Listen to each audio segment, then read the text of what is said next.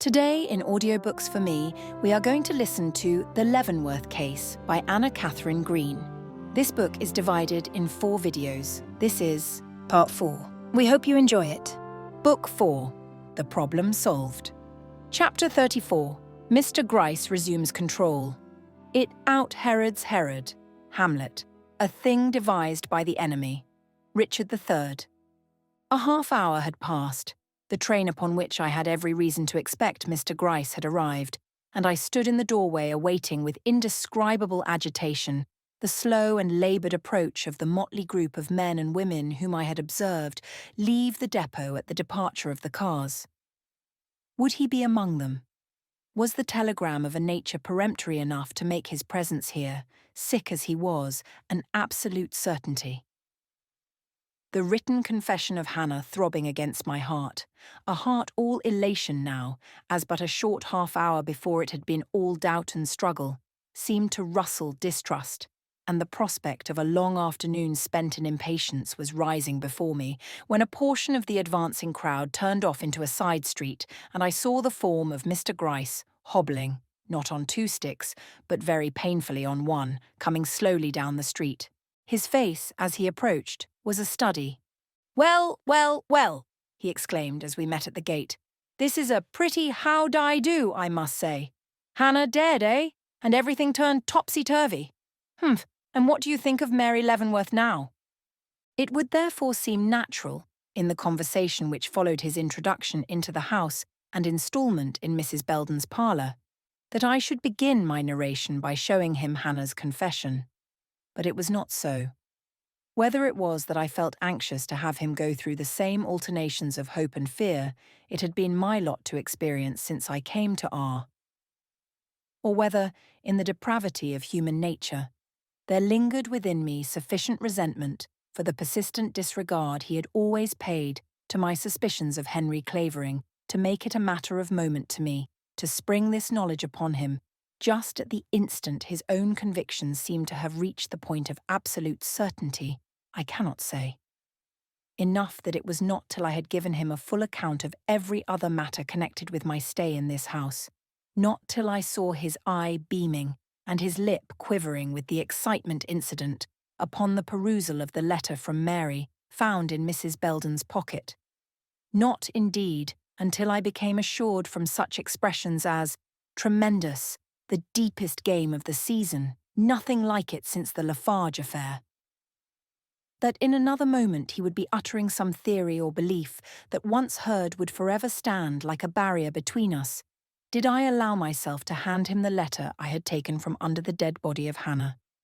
I shall never forget his expression as he received it.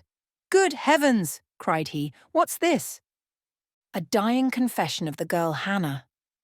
I found it lying in her bed when I went up, a half hour ago, to take a second look at her." Opening it, he glanced over it with an incredulous air that speedily, however, turned to one of the utmost astonishment as he hastily perused it, and then stood turning it over and over in his hand, examining it. "A remarkable piece of evidence," I observed, not without a certain feeling of triumph. "Quite changes the aspect of affairs." "Think so?" he sharply retorted. Then, whilst I stood staring at him in amazement, his manner was so different from what I expected, looked up and said, "You tell me that you found this in her bed. Whereabouts in her bed?" "Under the body of the girl herself," I returned. "I saw one corner of it protruding from beneath her shoulders and drew it out." He came and stood before me. "Was it folded or open when you first looked at it?" "Folded, fastened up in this envelope," showing it to him. He took it, looked at it for a moment, and went on with his questions. "This envelope has a very crumpled appearance, as well as the letter itself. Were they so when you found them?" "Yes, not only so, but doubled up as you see." "Doubled up? You are sure of that? Folded, sealed, and then doubled up as if her body had rolled across it while alive?" "Yes." "No trickery about it? No look as if the thing had been insinuated there since her death?" "Not at all. I should rather say that to every appearance she held it in her hand when she lay down, but turning over, dropped it and then laid upon it." Mr. Gryce's eyes, which had been very bright, ominously clouded. Evidently, he had been disappointed in my answers. Laying the letter down, he stood musing, but suddenly lifted it again, scrutinized the edges of the paper on which it was written, and, darting me a quick look, vanished with it into the shade of the window curtain. His manner was so peculiar, I involuntarily rose to follow, but he waved me back, saying, "Amuse yourself with that box on the table which you had such an ado over. See if it contains all we have a right to expect to find in it. I want to be by myself for a moment." Subduing my astonishment, I proceeded to comply with his request, but scarcely had I lifted the lid of the box before me when he came hurrying back, flung the letter down on the table with an air of the greatest excitement, and cried, "Did I say there had never been anything like it since the Lafarge affair? I tell you there has never been anything like it in any affair. It is the rummest case on record. Mr. Raymond." And his eyes, in his excitement, actually met mine for the first time in my experience of him. Prepare yourself for a disappointment. This pretended confession of Hannah's is a fraud. A fraud? Yes, fraud, forgery, what you will. The girl never wrote it. Amazed, outraged almost, I bounded from my chair. "How do you know that?" I cried. Bending forward, he put the letter into my hand. "Look at it," said he. "Examine it closely. Now tell me, what is the first thing you notice in regard to it?" "Why, the first thing that strikes me is that the words are printed instead of written, something which might be expected from this girl, according to all accounts." "Well?" "That they are printed on the inside of a sheet of ordinary paper." "Ordinary paper?" "Yes. That is, a sheet of commercial note of the ordinary quality." "Of course. But is it?" "Why, yes, I should say so." "Look at the lines." "What of them?" "Oh, I see. They run up close to the top of the page. Evidently the scissors have been used here." "In short, it is a large sheet, trimmed down to the size of commercial note." "Yes." "And is that all you see?" "All but the words." "Don't you perceive what has been lost by means of this trimming down?" "No, unless you mean the manufacturer's stamp in the corner." Mr. Gryce's glance took meaning. "But I don't see why the loss of that should be deemed a matter of any importance." "Don't you? Not when you consider that by it we seem to be deprived of all opportunity of tracing this sheet back to the quire of paper from which it was taken." "No." "Humph. Then you are more of an amateur than I thought you. Don't you see that as Hannah could have had no motive for concealing where the paper came from on which she wrote her dying words, this sheet must have been prepared by someone else?" "No," said I. "I cannot say that I see all that." "Can't? Well then, answer me this. Why should Hannah, a girl about to commit suicide, care whether any clue was furnished in her confession to the actual desk, drawer, or quire of paper from which the sheet was taken, on which she wrote it?" "She wouldn't." "Yet especial pains have been taken to destroy that clue." "But—" "Then there is another thing. Read the confession itself, Mr. Raymond, and tell me what you gather from it." "Why," said I, after complying, "that the girl, worn out with constant apprehension, has made up her mind to do away with herself, and that Henry Clavering—" "Henry Clavering?" The interrogation was put with so much meaning I looked up. "Yes," said I. "Ah, I didn't know that Mr. Clavering's name was mentioned there. Excuse me." "His name is not mentioned, but a description is given so strikingly in accordance—" Here Mr. Gryce interrupted me. "Does it not seem a little surprising to you that a girl like Hannah should have stopped to describe a man she knew by name?" I started. It was unnatural, surely. "You believe Mrs. Belden's story, don't you?" "Yes." "Consider her accurate in her relation of what took place here a year ago?" "I do." "Must believe, then, that Hannah, the go-between, was acquainted with Mr. Clavering and with his name?" "Undoubtedly." "Then why didn't she use it, if her intention was, as she here professes, to save Eleanor Leavenworth from the false imputation which had fallen upon her? she would naturally take the most direct method of doing it. This description of a man whose identity she could have at once put beyond a doubt by the mention of his name is the work not of a poor ignorant girl, but of some person who, in attempting to play the role of one, has signally failed. But that is not all. Mrs. Belden, according to you, maintains that Hannah told her, upon entering the house, that Mary Leavenworth sent her here. But in this document, she declares it to have been the work of Black Moustache. I know, but could they not have both been parties to the transaction? Yes, said he, yet it is always a suspicious circumstance when there is a discrepancy between the written and spoken declaration of a person. But why do we stand here fooling when a few words from this Mrs. Belden, you talk so much about, will probably settle the whole matter? A few words from Mrs. Belden, I repeated. I have had thousands from her today, and find the matter no nearer settled than in the beginning. You have had, said he, but I have not. Fetch her in, Mr. Raymond. I rose. One thing, said I. Before I go, what if Hannah had found the sheet of paper, trimmed just as it is, and used it without any thought of the suspicions it would occasion? Ah, said he, that is just what we are going to find out. Mrs. Belden was in a flutter of impatience when I entered the sitting-room. When did I think the coroner would come? And what did I imagine this detective would do for us? It was dreadful waiting there alone for something. She knew not what. I calmed her as well as I could, telling her the detective had not yet informed me what he could do, having some questions to ask her first. Would she come in to see him? She rose with alacrity. Anything was better than suspense. Mr. Gryce, who in the short interim of my absence had altered his mood from the severe to the beneficent, received Mrs. Belden with just that show of respectful courtesy likely to impress a woman as dependent as she upon the good opinion of others. Ah, and this is the lady in whose house this very disagreeable event has occurred, he exclaimed, partly rising in his enthusiasm to greet her. May I request you to sit? He asked. If a stranger may be allowed to take the liberty of inviting a lady to sit in her own house. It does not seem like my own house any longer, said she, but in a sad, rather than an aggressive tone. So much had his genial way imposed upon her. Little better than a prisoner here. Go and come, keep silence or speak, just as I am bidden, and all because an unhappy creature, whom I took in for the most unselfish of motives, has chanced to die in my house. Just so, exclaimed Mr. Gryce. It is very unjust, but perhaps we can right matters. I have every reason to believe we can. This sudden death ought to be easily explained. You say you had no poison in the house? No, sir.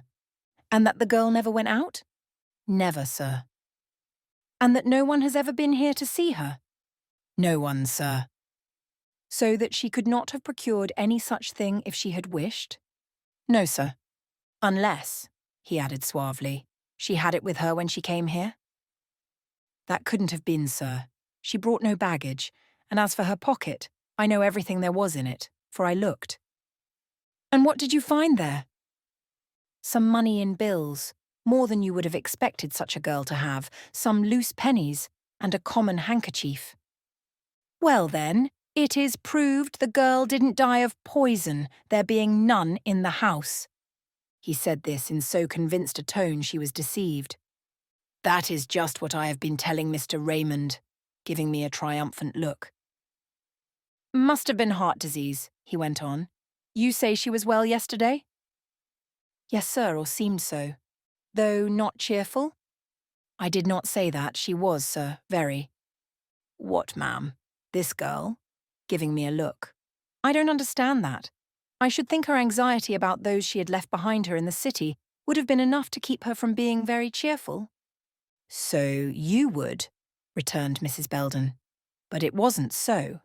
On the contrary, she never seemed to worry about them at all. What? Not about Miss Eleanor, who, according to the papers, stands in so cruel a position before the world? But perhaps she didn't know anything about that. Miss Leavenworth's position, I mean. Yes, she did. For I told her. I was so astonished I could not keep it to myself. You see, I had always considered Eleanor as one above reproach, and it so shocked me to see her name mentioned in the newspaper in such a connection that I went to Hannah and read the article aloud and watched her face to see how she took it. And how did she? I can't say.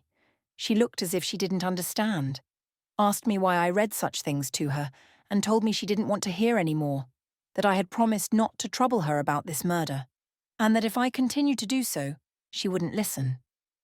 Humph. And what else? Nothing else. She put her hand over her ears and frowned in such a sullen way I left the room. That was when? About 3 weeks ago. She has, however, mentioned the subject since? No, sir, not once. What? Not asked what they were going to do with her mistress? No, sir. She has shown, however, that something was preying on her mind, fear, remorse, or anxiety. No, sir, on the contrary, she has oftener appeared like one secretly elated. But, exclaimed Mr. Gryce with another sidelong look at me, that was very strange and unnatural. I cannot account for it. Nor I, sir. I used to try to explain it by thinking her sensibilities had been blunted, or that she was too ignorant to comprehend the seriousness of what had happened. But as I learned to know her better, I gradually changed my mind. There was too much method in her gaiety for that. I could not help seeing she had some future before her for which she was preparing herself. As, for instance, she asked me one day if I thought she could learn to play on the piano, and I finally came to the conclusion she had been promised money if she kept the secret entrusted to her, and was so pleased with the prospect that she forgot the dreadful past, and all connected with it.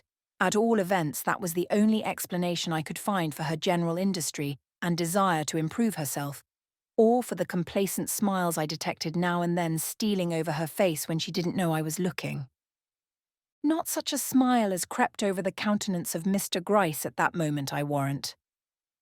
It was all this, continued Mrs. Belden, which made her death such a shock to me. I couldn't believe that so cheerful and healthy a creature could die like that, all in one night, without anybody knowing anything about it. But, wait one moment, Mr. Gryce here broke in. You speak of her endeavours to improve herself. What do you mean by that? Her desire to learn things she didn't know, as, for instance, to write and read writing. She could only clumsily print when she came here. I thought Mr. Gryce would take a piece out of my arm, he griped it so. When she came here? Do you mean to say that since she has been with you, she has learned to write? Yes, sir. I used to set her copies and— Where are these copies? Broke in Mr. Gryce, subduing his voice to its most professional tone. And where are her attempts at writing? I'd like to see some of them. Can't you get them for us? I don't know, sir. I always made it a point to destroy them as soon as they had answered their purpose. I didn't like to have such things lying around. But I will go see. Do, said he, and I will go with you. I want to take a look at things upstairs anyway. And heedless of his rheumatic feet, he rose and prepared to accompany her.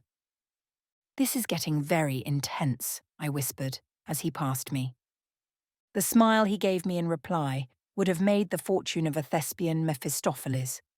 Of the 10 minutes of suspense which I endured in their absence, I say nothing.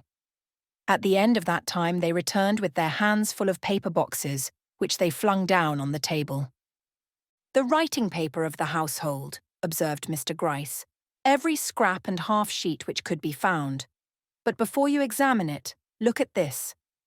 And he held out a sheet of bluish foolscap on which were written some dozen imitations of that time-worn copy, "Be good and you will be happy," with an occasional "Beauty soon fades," and "Evil communications corrupt good manners."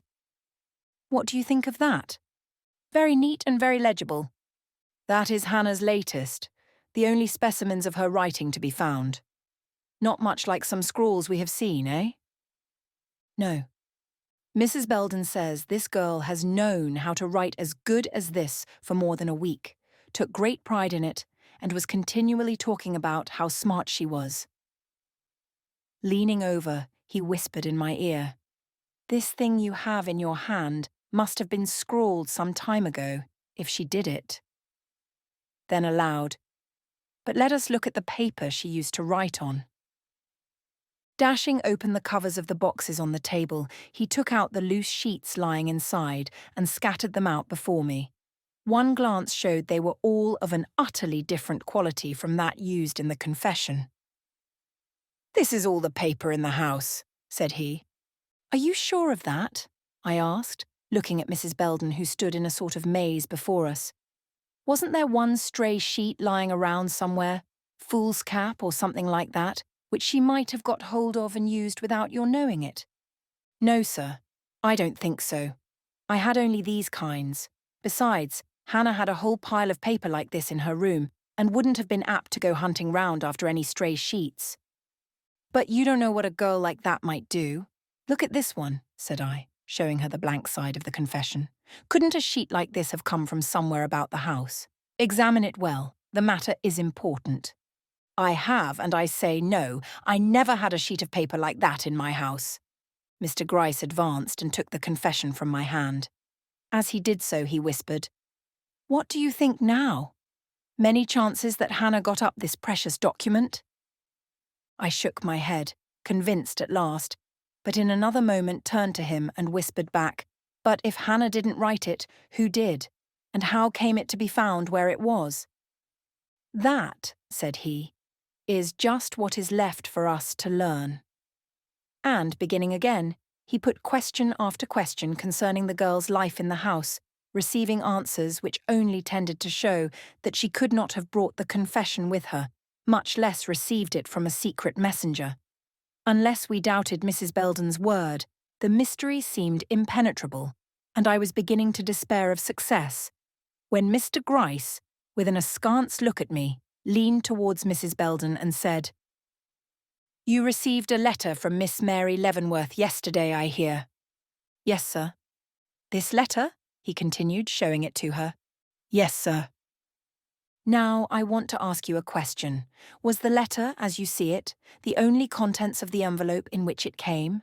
Wasn't there one for Hannah enclosed with it?" "No, sir.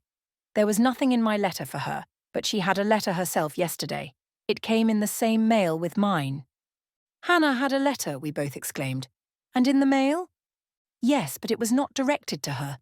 It was," casting me a look full of despair, "directed to me. It was only by a certain mark in the corner of the envelope that I knew—" "Good heaven," I interrupted. "Where is this letter? Why didn't you speak of it before? What do you mean by allowing us to flounder about here in the dark, when a glimpse at this letter might have set us right at once?" "I didn't think anything about it till this minute. I didn't know it was of importance. But I couldn't restrain myself. "Mrs. Belden, where is this letter?" I demanded. "Have you got it?" "No," said she. "I gave it to the girl yesterday. I haven't seen it since." "It must be upstairs then. Let us take another look." And I hastened towards the door. "You won't find it," said Mr. Gryce at my elbow. "I have looked. There is nothing but a pile of burned paper in the corner. By the way, what could that have been?" he asked of Mrs. Belden. "I don't know, sir. She hadn't anything to burn unless it was the letter." "We will see about that," I muttered, hurrying upstairs and bringing down the washbowl with its contents. "If the letter was the one I saw in your hand at the post office, it was in a yellow envelope." "Yes, sir."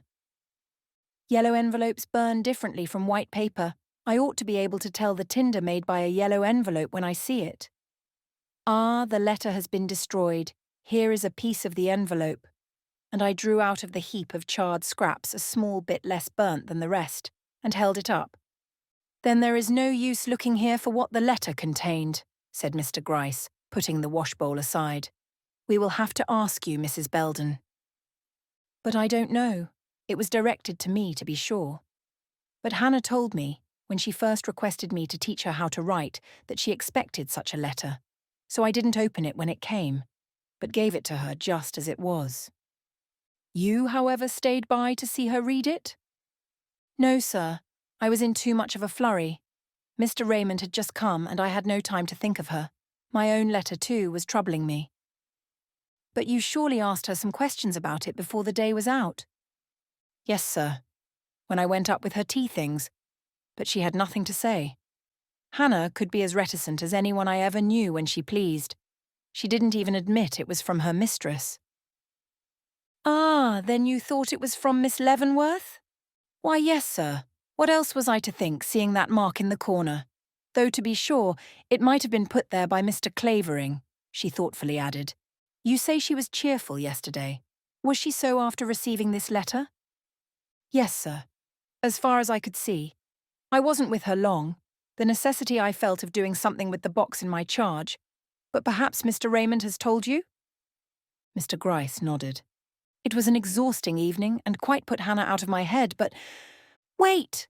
cried Mr. Gryce, and beckoning me into a corner, he whispered, "Now comes in that experience of cues. While you are gone from the house, and before Mrs. Belden sees Hannah again, he has a glimpse of the girl bending over something in the corner of her room, which may very fairly be the washbowl we found there, after which he sees her swallow, in the most lively way, a dose of something from a bit of paper. Was there anything more?" "No," said I. "Very well, then," he cried, going back to Mrs. Belden. But when I went upstairs to bed, I thought of the girl, and going to her door opened it.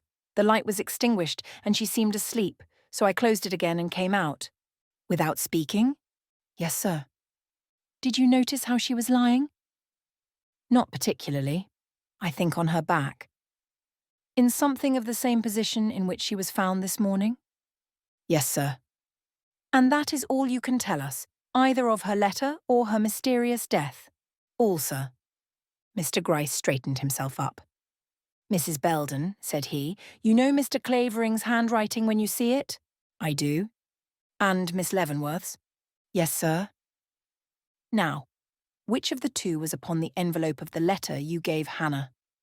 "I couldn't say. It was a disguised handwriting and might have been that of either, but I think—" "Well?" "That it was more like hers than his, though it wasn't like hers either." With a smile, Mr. Gryce enclosed the confession in his hand in the envelope in which it had been found. "You remember how large the letter was which you gave her?" "Oh, it was large, very large, one of the largest sort." "And thick?" "Oh, yes, thick enough for 2 letters." "Large enough and thick enough to contain this?" laying the confession, folded and enveloped as it was, before her. "Yes, sir," giving it a look of startled amazement. "Large enough and thick enough to contain that." Mr. Gryce's eyes, bright as diamonds, flashed around the room and finally settled upon a fly traversing my coat sleeve. "Do you need to ask now," he whispered, in a low voice, "where and from whom this so-called confession comes?" He allowed himself one moment of silent triumph, then rising, began folding the papers on the table and putting them in his pocket. "What are you going to do?" I asked, hurriedly approaching. He took me by the arm and led me across the hall into the sitting room. "I am going back to New York. I am going to pursue this matter. I am going to find out from whom came the poison which killed this girl and by whose hand this vile forgery of a confession was written." "But," said I, rather thrown off my balance by all this, "Q and the coroner will be here presently. Won't you wait to see them?" "No. Clues such as are given here must be followed while the trail is hot. I can't afford to wait." "If I am not mistaken, they have already come," I remarked, as a tramping of feet without announced that someone stood at the door. "That is so," he assented, hastening to let them in. Judging from common experience, we had every reason to fear that an immediate stop would be put to all proceedings on our part as soon as the coroner was introduced upon the scene. But happily for us and the interest at stake, Dr. Fink of R proved to be a very sensible man. He had only to hear a true story of the affair to recognise at once its importance and the necessity of the most cautious action in the matter. Further, by a sort of sympathy with Mr. Gryce, all the more remarkable that he had never seen him before, he expressed himself as willing to enter into our plans, offering not only to allow us the temporary use of such papers as we desired, but even undertaking to conduct the necessary formalities of calling a jury and instituting an inquest in such a way as to give us time for the investigations we proposed to make. The delay was therefore short. Mr. Gryce was enabled to take the 6:30 train for New York, and I to follow on the 10 p.m., the calling of a jury, ordering of an autopsy, and final adjournment of the inquiry till the following Tuesday, having all taken place in the interim. Chapter 35. Fine Work. No hinge nor loop to hang a doubt on. But yet the pity of it, Iago, oh, Iago, the pity of it, Iago. Othello. One sentence dropped by Mr. Gryce before leaving R. Prepared me for his next move. The clue to this murder is supplied by the paper on which the confession is written. Find from whose desk or portfolio this especial sheet was taken, and you find the double murderer, he had said. Consequently, I was not surprised when, upon visiting his house early the next morning, I beheld him seated before a table on which lay a lady's writing desk and a pile of paper, till told the desk was Eleanor's. Then I did show astonishment. "What," said I, "are you not satisfied yet of her innocence?" "Oh, yes, but one must be thorough. No conclusion is valuable which is not preceded by a full and complete investigation." "Why?" he cried, casting his eyes complacently towards the fire-tongs. "I have even been rummaging through Mr. Clavering's effects, though the confession bears the proof upon its face that it could not have been written by him. It is not enough to look for evidence where you expect to find it. You must sometimes search for it where you don't. Now," said he, drawing the desk before him, "I don't anticipate finding anything here of a criminating character, but it is among the possibilities that I may, and that is enough for a detective." "Did you see Miss Leavenworth this morning?" I asked, as he proceeded to fulfill his intention by emptying the contents of the desk upon the table. "Yes, I was unable to procure what I desired without it, and she behaved very handsomely, gave me the desk with her own hands, and never raised an objection. To be sure, she had little idea what I was looking for. Thought, perhaps, I wanted to make sure it did not contain the letter about which so much has been said. But it would have made but little difference if she had known the truth. This desk contains nothing we want." "Was she well, and had she heard of Hannah's sudden death?" I asked in my irrepressible anxiety. "Yes, and feels it, as you might expect her to." "But let us see what we have here," said he, pushing aside the desk and drawing towards him the stack of paper I have already referred to. "I found this pile, just as you see it, in a drawer of the library table at Miss Mary Leavenworth's house in Fifth Avenue. If I am not mistaken, it will supply us with the clue we want." But this paper is square, while that of the confession is of the size and shape of commercial note." "I know. But you remember the sheet used in the confession was trimmed down. Let us compare the quality." Taking the confession from his pocket and the sheet from the pile before him, he carefully compared them, then held them out for my inspection. A glance showed them to be alike in colour. "Hold them up to the light," said he. I did so. The appearance presented by both was precisely alike. "Now let us compare the ruling." And, laying them both down on the table, he placed the edges of the two sheets together. The lines on the one accommodated themselves to the lines on the other, and that question was decided. His triumph was assured. "I was convinced of it," said he. "From the moment I pulled open that drawer and saw this mass of paper, I knew the end was come." "But," I objected in my old spirit of combativeness, "isn't there any room for doubt? This paper is of the commonest kind. Every family on the block might easily have specimens of it in their library." "That isn't so," he said. "It is letter size, and that has gone out. Mr. Leavenworth used it for his manuscript, or I doubt if it would have been found in his library. But, if you are still incredulous, let us see what can be done." And jumping up, he carried the confession to the window, looked at it this way and that, and finally discovering what he wanted, came back, and laying it before me, pointed out one of the lines of ruling which was markedly heavier than the rest, and another which was so faint as to be almost undistinguishable. "Defects like these often run through a number of consecutive sheets," said he. "If we could find the identical half-quire from which this was taken, I might show you proof that would dispel every doubt." And taking up the one that lay on top, he rapidly counted the sheets. There were but 8. "It might have been taken from this one," said he, but upon looking closely at the ruling, he found it to be uniformly distinct. "Humph, that won't do," came from his lips. The remainder of the paper, some dozen or so half-quires, looked undisturbed. Mr. Gryce tapped his fingers on the table and a frown crossed his face. "Such a pretty thing if it could have been done," he longingly exclaimed. Suddenly he took up the next half-quire. "Count the sheets," said he, thrusting it towards me and himself lifting another. I did as I was bid. 12. He counted his and laid it down. "Go on with the rest," he cried. I counted the sheets in the next. 12. He counted those in the one following and paused. 11. "Count again," I suggested. He counted again and quietly put them aside. "I made a mistake," said he. But he was not to be discouraged. Taking another half-quire, he went through with the same operation, in vain. With a sigh of impatience, he flung it down on the table and looked up. "Hallo!" he cried. "What is the matter?" "There are but 11 sheets in this package," I said, placing it in his hand.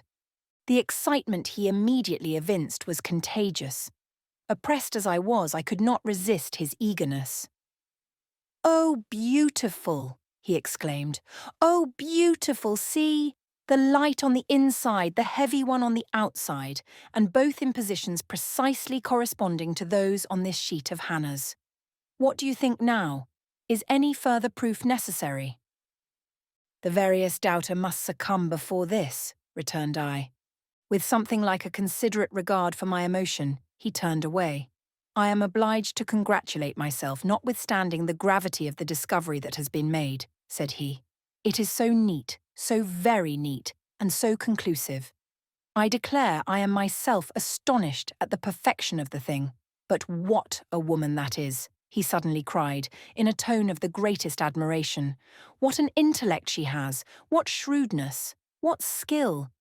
I declare it is almost a pity to entrap a woman who has done as well as this. Taken a sheet from the very bottom of the pile, trimmed it into another shape, and then, remembering the girl couldn't write, put what she had to say into coarse, awkward printing, Hannah-like. Splendid! Or would have been, if any other man than myself had had this thing in charge." And, all animated and glowing with his enthusiasm, he eyed the chandelier above him as if it were the embodiment of his own sagacity. Sunk in despair, I let him go on. "Could she have done any better?" he now asked. "Watched, circumscribed as she was, could she have done any better? I hardly think so. The fact of Hannah's having learned to write after she left here was fatal. No, she could not have provided against that contingency." "Mr. Gryce," I here interposed, unable to endure this any longer, "did you have an interview with Miss Mary Leavenworth this morning?" "No," said he. "It was not in the line of my present purpose to do so. I doubt indeed if she knew I was in her house. A servant maid who has a grievance is a very valuable assistant to a detective. With Molly at my side, I didn't need to pay my respects to the mistress." "Mr. Gryce," I asked, after another moment of silent self-congratulation on his part and of desperate self-control on mine, "what do you propose to do now? You have followed your clue to the end and are satisfied. Such knowledge as this is the precursor of action." "We will see," he returned, going to his private desk and bringing out the box of papers which we had no opportunity of looking at while in R. "First let us examine these documents and see if they do not contain some hint which may be of service to us." And taking out the dozen or so loose sheets which had been torn from Eleanor's diary, he began turning them over. While he was doing this, I took occasion to examine the contents of the box. I found them to be precisely what Mrs. Belden had led me to expect: a certificate of marriage between Mary and Mr. Clavering and a half-dozen or more letters. While glancing over the former, a short exclamation from Mr. Gryce startled me into looking up. "What is it?" I cried. He thrust into my hand the leaves of Eleanor's diary. "Read," said he. "Most of it is a repetition of what you have already heard from Mrs. Belden, though given from a different standpoint. But there is one passage in it which, if I am not mistaken, opens up the way to an explanation of this murder, such as we have not had yet. Begin at the beginning. You won't find it dull." "Dull!" Eleanor's feelings and thoughts during that anxious time? Dull. Mustering up my self-possession, I spread out the leaves in their order and commenced. July 6th. 2 days after they got there, you perceive, Mr. Gryce explained. A gentleman was introduced to us today upon the piazza whom I cannot forbear mentioning. First, because he is the most perfect specimen of manly beauty I ever beheld, and secondly, because Mary, who is usually so voluble where gentlemen are concerned, had nothing to say when, in the privacy of our own apartment, I questioned her as to the effect his appearance and conversation had made upon her. The fact that he is an Englishman may have something to do with this, Uncle's antipathy to every one of that nation being as well known to her as to me. But somehow I cannot feel satisfied of this. Her experience with Charlie Somerville has made me suspicious. What if the story of last summer were to be repeated here with an Englishman for the hero? But I will not allow myself to contemplate such a possibility. Uncle will return in a few days, and then all communication with one who, however prepossessing, is of a family and race with whom it is impossible for us to unite ourselves, must of necessity cease. I doubt if I should have thought twice of all this if Mr. Clavering had not betrayed, upon his introduction to Mary, such intense and unrestrained admiration. July 8th. The old story is to be repeated. Mary not only submits to the attentions of Mr. Clavering, but encourages them. Today she sat 2 hours at the piano singing over to him her favourite songs, and tonight, but I will not put down every trivial circumstance that comes under my observation. It is unworthy of me. And yet, how can I shut my eyes when the happiness of so many I love is at stake? July 11th. If Mr. Clavering is not absolutely in love with Mary, he is on the verge of it. He is a very fine-looking man, and too honourable to be trifled with in this reckless fashion. July 13th. Mary's beauty blossoms like the rose. She was absolutely wonderful tonight in scarlet and silver. I think her smile the sweetest I ever beheld, and in this I am sure Mr. Clavering passionately agrees with me. He never looked away from her tonight. But it is not so easy to read her heart. To be sure, she appears anything but indifferent to his fine appearance, strong sense, and devoted affection. But did she not deceive us into believing she loved Charlie Somerville? In her case, blush and smile go for little, I fear. Would it not be wiser under the circumstances to say, I hope? July 17th. Oh, my heart! Mary came into my room this evening and absolutely startled me by falling at my side and burying her face in my lap. "Oh, Eleanor, Eleanor," she murmured, quivering with what seemed to me very happy sobs. But when I strove to lift her head to my breast, she slid from my arms, and drawing herself up into her old attitude of reserved pride, raised her hand as if to impose silence, and haughtily left the room. There is but one interpretation to put upon this.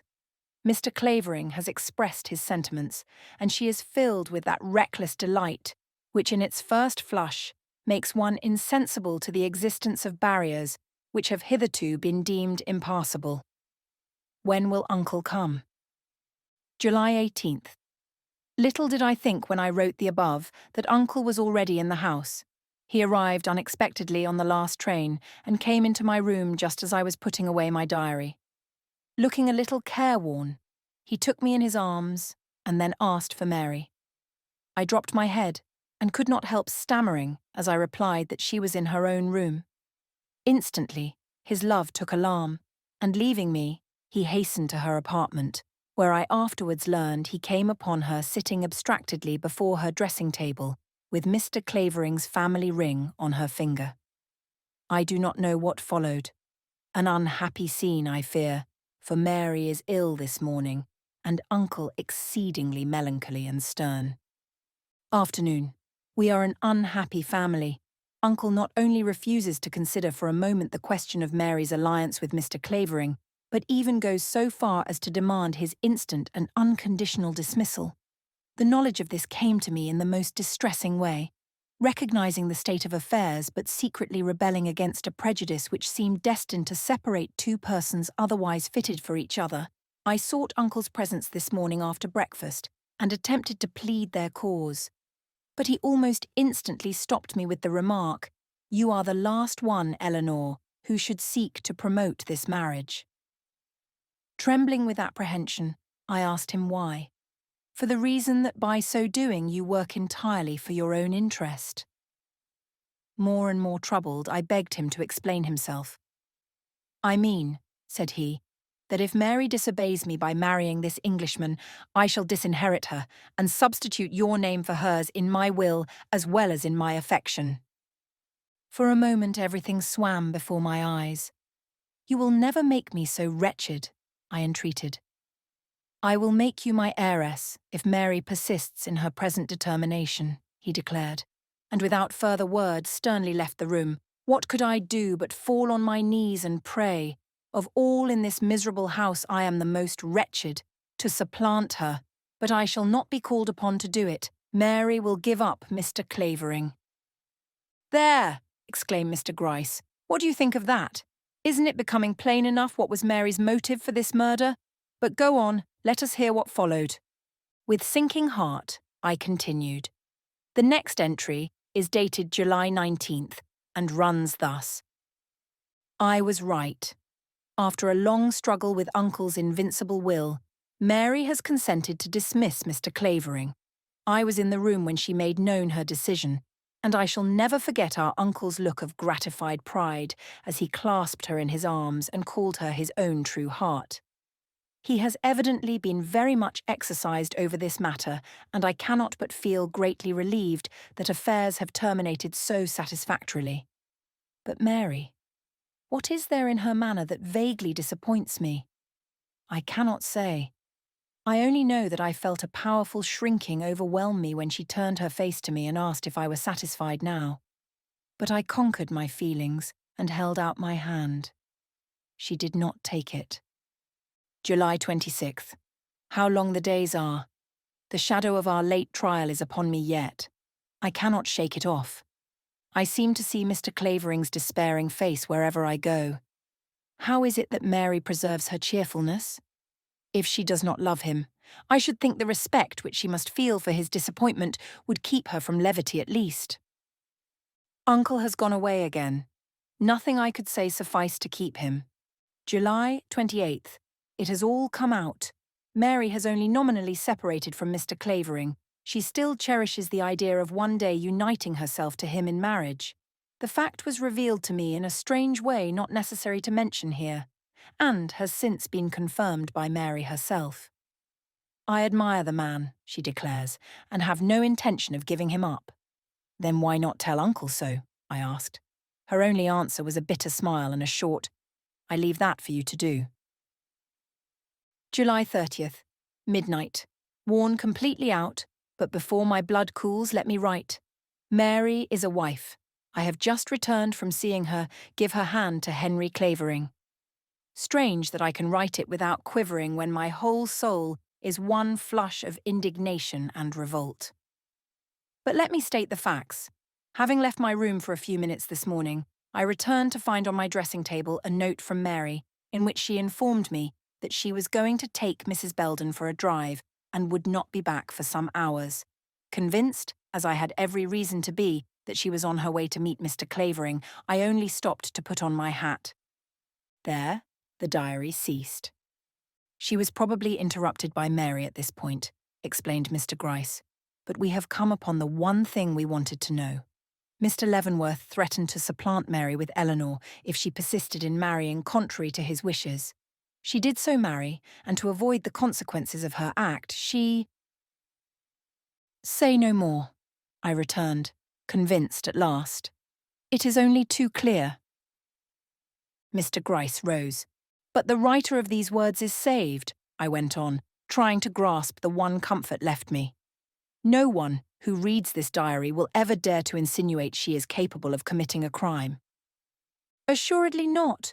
The diary settles that matter effectually. I tried to be man enough to think of that, and nothing else.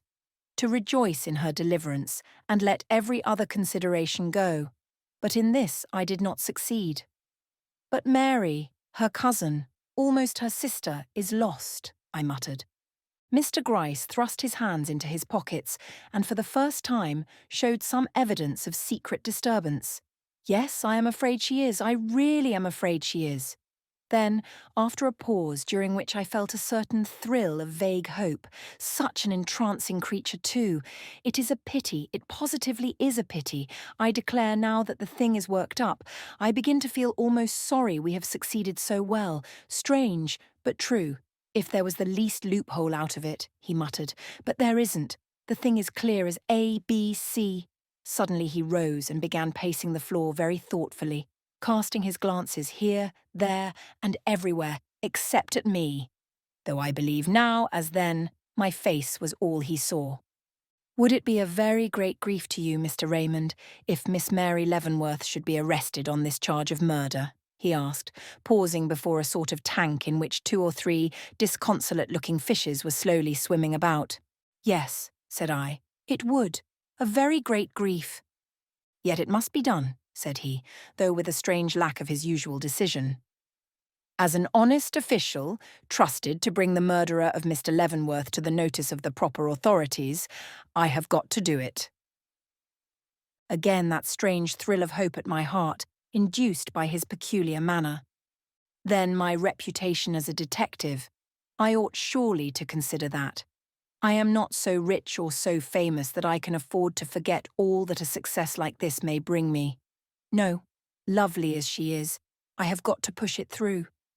But even as he said this, he became still more thoughtful, gazing down into the murky depths of the wretched tank before him, with such an intentness I half expected the fascinated fishes to rise from the water and return his gaze. What was in his mind? After a little while he turned, his indecision utterly gone. Mr. Raymond, come here again at 3. I shall then have my report ready for the superintendent. I should like to show it to you first, so don't fail me. There was something so repressed in his expression, I could not prevent myself from venturing one question. Is your mind made up? I asked. Yes, he returned, but in a peculiar tone and with a peculiar gesture. And you are going to make the arrest you speak of? Come at 3. Chapter 36. Gathered Threads. This is the short and the long of it. Merry Wives of Windsor. Promptly at the hour named, I made my appearance at Mr. Gryce's door. I found him awaiting me on the threshold. I have met you, said he gravely, for the purpose of requesting you not to speak during the coming interview. I am to do the talking, you the listening. Neither are you to be surprised at anything I may do or say. I am in a facetious mood, he did not look so, and may take it into my head to address you by another name than your own. If I do, don't mind it. Above all, don't talk. Remember that. And without waiting to meet my look of doubtful astonishment, he led me softly upstairs. The room in which I had been accustomed to meet him was at the top of the first flight, but he took me past that into what appeared to be the garret story, where, after many cautionary signs, he ushered me into a room of singularly strange and unpromising appearance. In the first place, it was darkly gloomy, being lighted simply by a very dim and dirty skylight. Next, it was hideously empty. A pine table and 2 hard-backed chairs, set face to face at each end of it, being the only articles in the room. Lastly, it was surrounded by several closed doors with blurred and ghostly ventilators over their tops, which, being round, looked like the blank eyes of a row of staring mummies. Altogether it was a lugubrious spot, and in the present state of my mind made me feel as if something unearthly and threatening lay crouched in the very atmosphere. Nor, sitting there cold and desolate, could I imagine that the sunshine glowed without, or that life, beauty, and pleasure paraded the streets below. Mr. Gryce's expression, as he took a seat and beckoned me to do the same, may have had something to do with this strange sensation. It was so mysteriously and somberly expectant. "You'll not mind the room," said he, in so muffled a tone I scarcely heard him. "It's an awful lonesome spot, I know, but folks with such matters before them mustn't be too particular as to the places in which they hold their consultations, if they don't want all the world to know as much as they do. Smith," and he gave me an admonitory shake of his finger, while his voice took a more distinct tone. "I have done the business. The reward is mine. The assassin of Mr. Leavenworth is found, and in 2 hours will be in custody. Do you want to know who it is?" Leaning forward with every appearance of eagerness in tone and expression. I stared at him in great amazement. Had anything new come to light? Any great change taken place in his conclusions? All this preparation could not be for the purpose of acquainting me with what I already knew yet. He cut short my conjectures with a low, expressive chuckle. "It was a long chase, I tell you," raising his voice still more. "A tight go, a woman in the business too, but all the women in the world can't pull the wool over the eyes of Ebenezer Gryce when he is on a trail. And the assassin of Mr. Leavenworth and—" here his voice became actually shrill in his excitement, "and of Hannah Chester is found." "Hush," he went on, though I had neither spoken nor made any move. "You didn't know Hannah Chester was murdered. Well, she wasn't in one sense of the word, but in another she was, and by the same hand that killed the old gentleman. How do I know this? Look here." This scrap of paper was found on the floor of her room. It had a few particles of white powder sticking to it. Those particles were tested last night and found to be poison. But you say the girl took it herself, that she was a suicide. You are right, she did take it herself, and it was a suicide. But who terrified her into this act of self-destruction? Why, the one who had the most reason to fear her testimony, of course. But the proof, you say?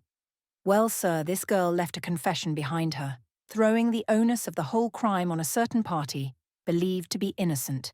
This confession was a forged one, known from 3 facts. First, that the paper upon which it was written was unobtainable by the girl in the place where she was. Secondly, that the words used therein were printed in coarse, awkward characters, whereas Hannah, thanks to the teaching of the woman under whose care she has been since the murder, had learned to write very well. Thirdly, that the story told in the confession does not agree with the one related by the girl herself.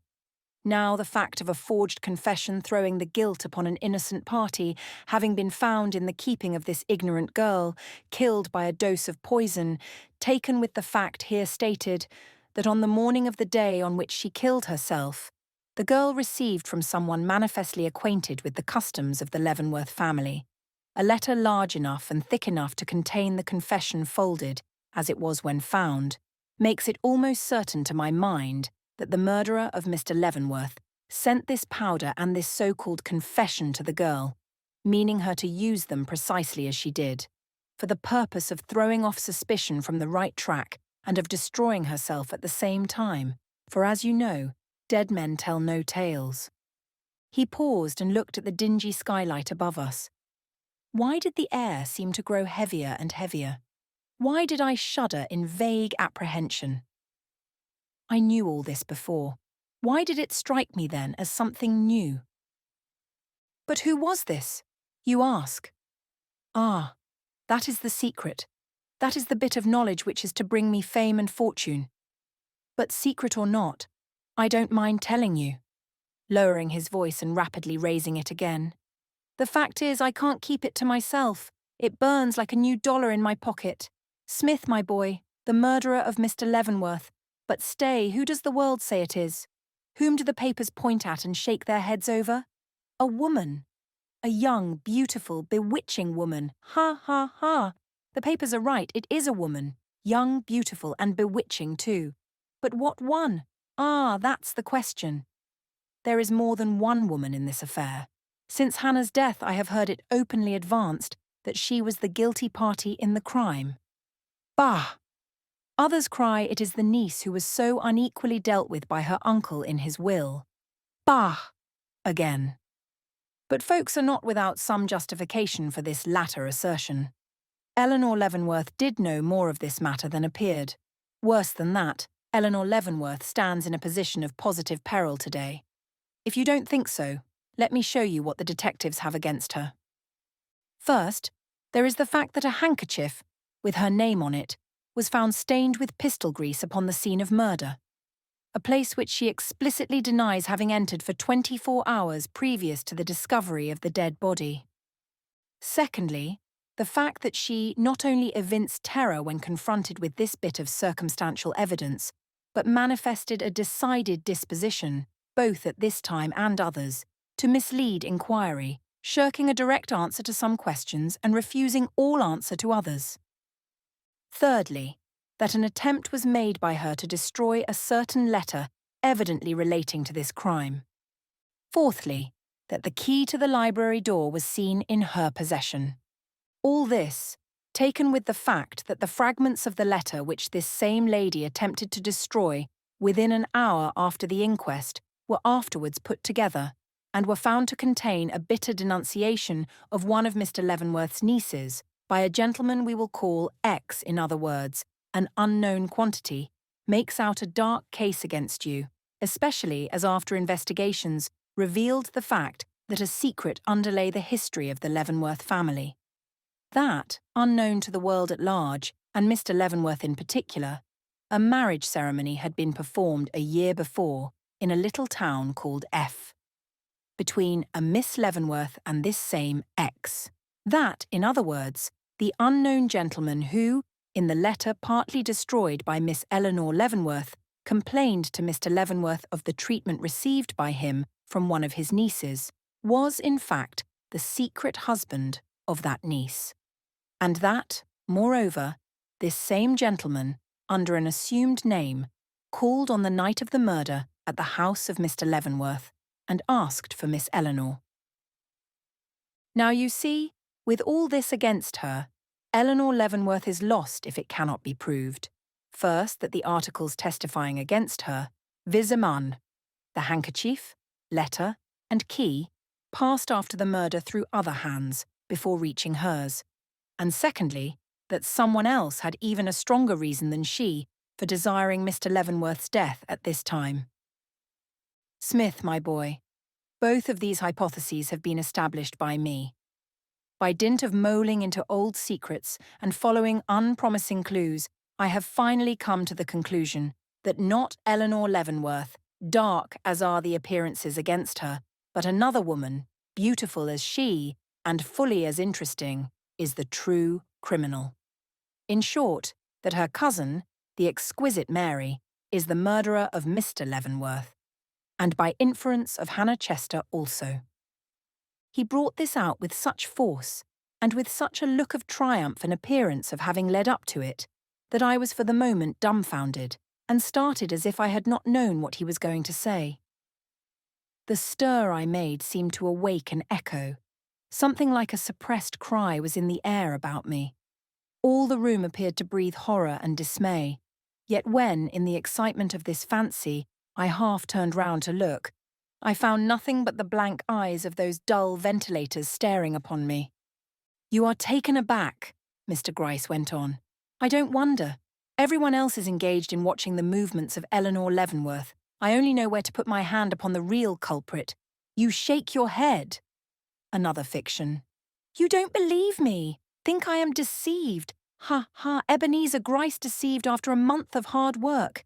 You are as bad as Miss Leavenworth herself, who has so little faith in my sagacity that she offered me, of all men, an enormous reward if I would find for her the assassin of her uncle. But that is neither here nor there. You have your doubts, and you are waiting for me to solve them. Well, nothing is easier. Know first that on the morning of the inquest I made one or two discoveries not to be found in the records, vis a maris, that the handkerchief picked up, as I have said, in Mr. Leavenworth's library, had, notwithstanding its stains of pistol grease, a decided perfume lingering about it. Going to the dressing-table of the two ladies, I sought for that perfume, and found it in Mary's room, not Eleanor's. This led me to examine the pockets of the dresses respectively worn by them the evening before. In that of Eleanor I found a handkerchief, presumably the one she had carried at that time, but in Mary's there was none, nor did I see any lying about her room as if tossed down on her retiring. The conclusion I drew from this was that she, and not Eleanor, had carried the handkerchief into her uncle's room, a conclusion emphasised by the fact privately communicated to me by one of the servants, that Mary was in Eleanor's room when the basket of clean clothes was brought up with this handkerchief lying on top. But knowing the liability we are to mistake in such matters as these, I made another search in the library and came across a very curious thing.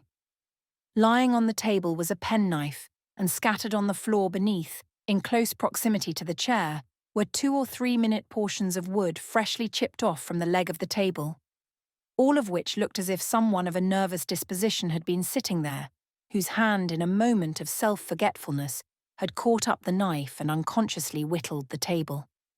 A little thing, you say, but when the question is, which of two ladies, one of a calm and self-possessed nature, the other restless in her ways and excitable in her disposition, was in a certain spot at a certain time, it is these little things that become almost deadly in their significance.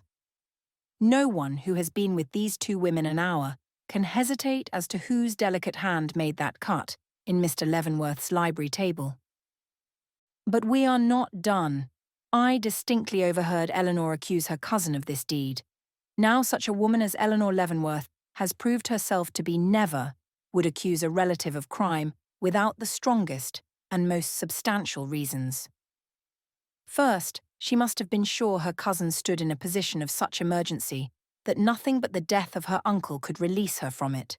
Secondly, that her cousin's character was of such a nature she would not hesitate to relieve herself from a desperate emergency by the most desperate of means. And lastly, been in possession of some circumstantial evidence against her cousin, seriously corroborative of her suspicions. Smith, all this was true of Eleanor Leavenworth. As to the character of her cousin, she has had ample proof of her ambition, love of money, caprice and deceit, it having been Mary Leavenworth, and not Eleanor, as was first supposed, who had contracted the secret marriage already spoken of. Of the critical position in which she stood, let the threat once made by Mr. Leavenworth to substitute her cousin's name for hers in his will, in case she had married this X be remembered, as well as the tenacity with which Mary clung to her hopes of future fortune. While for the corroborative testimony of her guilt which Eleanor is supposed to have had, remember that previous to the key having been found in Eleanor's possession, she had spent some time in her cousin's room, and that it was at Mary's fireplace the half-burned fragments of that letter were found. And you have the outline of a report which in an hour's time from this will lead to the arrest of Mary Leavenworth as the assassin of her uncle and benefactor. A silence ensued which, like the darkness of Egypt, could be felt. Then a great and terrible cry rang through the room, and a man's form, rushing from I knew not where, shot by me, and fell at Mr. Gryce's feet, shrieking out, "It is a lie, a lie! Mary Leavenworth is innocent as a babe unborn. I am the murderer of Mr. Leavenworth. I. It was Truman Harwell. Chapter 37. Culmination. Saint seducing gold. Romeo and Juliet. When our actions do not, our fears do make us traitors. Macbeth. I never saw such a look of mortal triumph on the face of a man as that which crossed the countenance of the detective. "Well," said he, "this is unexpected but not wholly unwelcome. I am truly glad to learn that Miss Leavenworth is innocent, but I must hear some few more particulars before I shall be satisfied. Get up, Mr. Harwell, and explain yourself.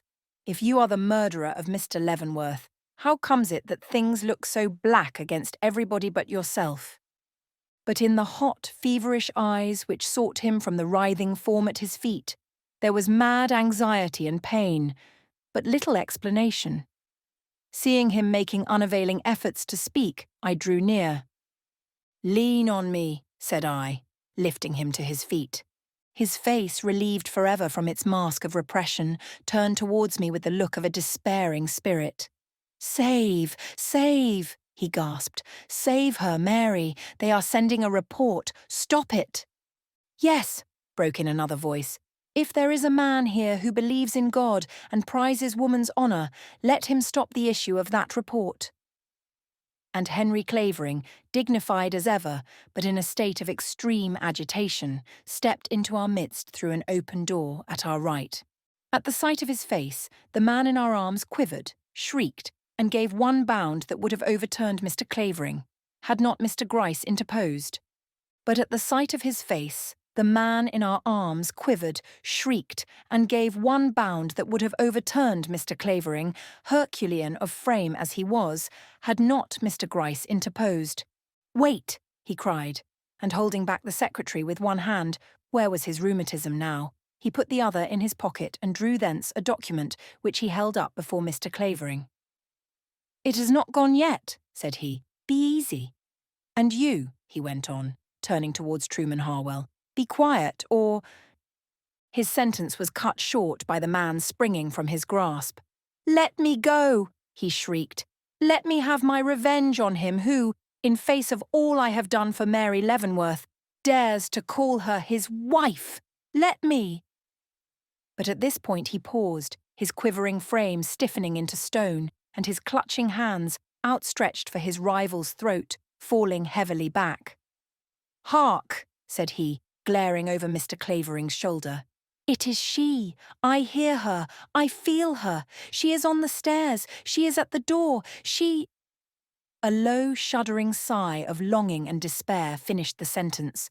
The door opened, and Mary Leavenworth stood before us. It was a moment to make young hairs turn grey. To see her face, so pale, so haggard, so wild in its fixed horror, turned towards Henry Clavering, to the utter ignoring of the real actor in this most horrible scene. Truman Harwell could not stand it. "Ah, ah!" he cried. "Look at her! Cold, cold! Not one glance for me, though I have just drawn the halter from her neck and fastened it about my own." And, breaking from the clasp of the man who in his jealous rage would now have withheld him, he fell on his knees before Mary, clutching her dress with frenzied hands. "You shall look at me," he cried. "You shall listen to me. I will not lose body and soul for nothing. Mary, they said you were in peril. I could not endure that thought, so I uttered the truth. Yes, though I knew what the consequence would be, and all I want now is for you to say you believe me, when I swear that I only meant to secure to you the fortune you so much desired, that I never dreamed it would come to this, that it was because I loved you and hoped to win your love in return that I—" But she did not seem to see him, did not seem to hear him. Her eyes were fixed upon Henry, Clavering with an awful inquiry in their depths, and none but he could move her. "You do not hear me," shrieked the poor wretch. "Ice that you are, you would not turn your head if I should call to you from the depths of hell." But even this cry fell unheeded. Pushing her hands down upon his shoulders as though she would sweep some impediment from her path, she endeavoured to advance. "Why is that man here?" she cried, indicating her husband with one quivering hand. "What has he done that he should be brought here to confront me at this awful time?" "I told her to come here to meet her uncle's murderer," whispered Mr. Gryce into my ear. But before I could reply to her, before Mr. Clavering himself could murmur a word, the guilty wretch before her had started to his feet. "Don't you know?" "Then I will tell you. It is because these gentlemen, chivalrous and honourable as they consider themselves, think that you, the beauty and the sybarite, committed with your own white hand the deed of blood which has brought you freedom and fortune. Yes, yes, this man," turning and pointing at me, "friend as he has made himself out to be, kindly and honourable as you have doubtless believed him, but who, in every look he has bestowed upon you, every word he has uttered in your hearing during all these 4 horrible weeks, has been weaving a cord for your neck, thinks you the assassin of your uncle, unknowing that a man stood at your side, ready to sweep half the world from your path if that same white hand rose in bidding. That I— You! Ah! Now she could see him, now she could hear him. Yes, clutching her robe again as she hastily recoiled. Didn't you know it, when in that dreadful hour of your rejection by your uncle, you cried aloud for someone to help you? Didn't you know— "Don't!" she shrieked, bursting from him with a look of unspeakable horror. "Don't say that! Oh," she gasped, "is the mad cry of a stricken woman for aid and sympathy the call for a murderer?" And turning away in horror, she moaned, "Who that ever looks at me now will forget that a man, such a man, dared to think that because I was in mortal perplexity, I would accept the murder of my best friend as a relief from it?" Her horror was unbounded. "Oh, what a chastisement for folly," she murmured. "What a punishment for the love of money which has always been my curse." Henry Clavering could no longer restrain himself. Leaping to her side, he bent over her. "Was it nothing but folly, Mary? Are you guiltless of any deeper wrong? Is there no link of complicity between you two? Have you nothing on your soul but an inordinate desire to preserve your place in your uncle's will, even at the risk of breaking my heart and wronging your noble cousin? Are you innocent in this matter? Tell me." Placing his hand on her head, he pressed it slowly back and gazed into her eyes. Then, without a word, took her to his breast and looked calmly around him. "She is innocent," said he. It was the uplifting of a stifling pall. No one in the room, unless it was the wretched criminal shivering before us, but felt a sudden influx of hope. Even Mary's own countenance caught a glow. "Oh," she whispered, withdrawing from his arms to look better into his face. "And is this the man I have trifled with? Injured and tortured, till the very name of Mary Leavenworth might well make him shudder? Is this he whom I married in a fit of caprice, only to forsake and deny?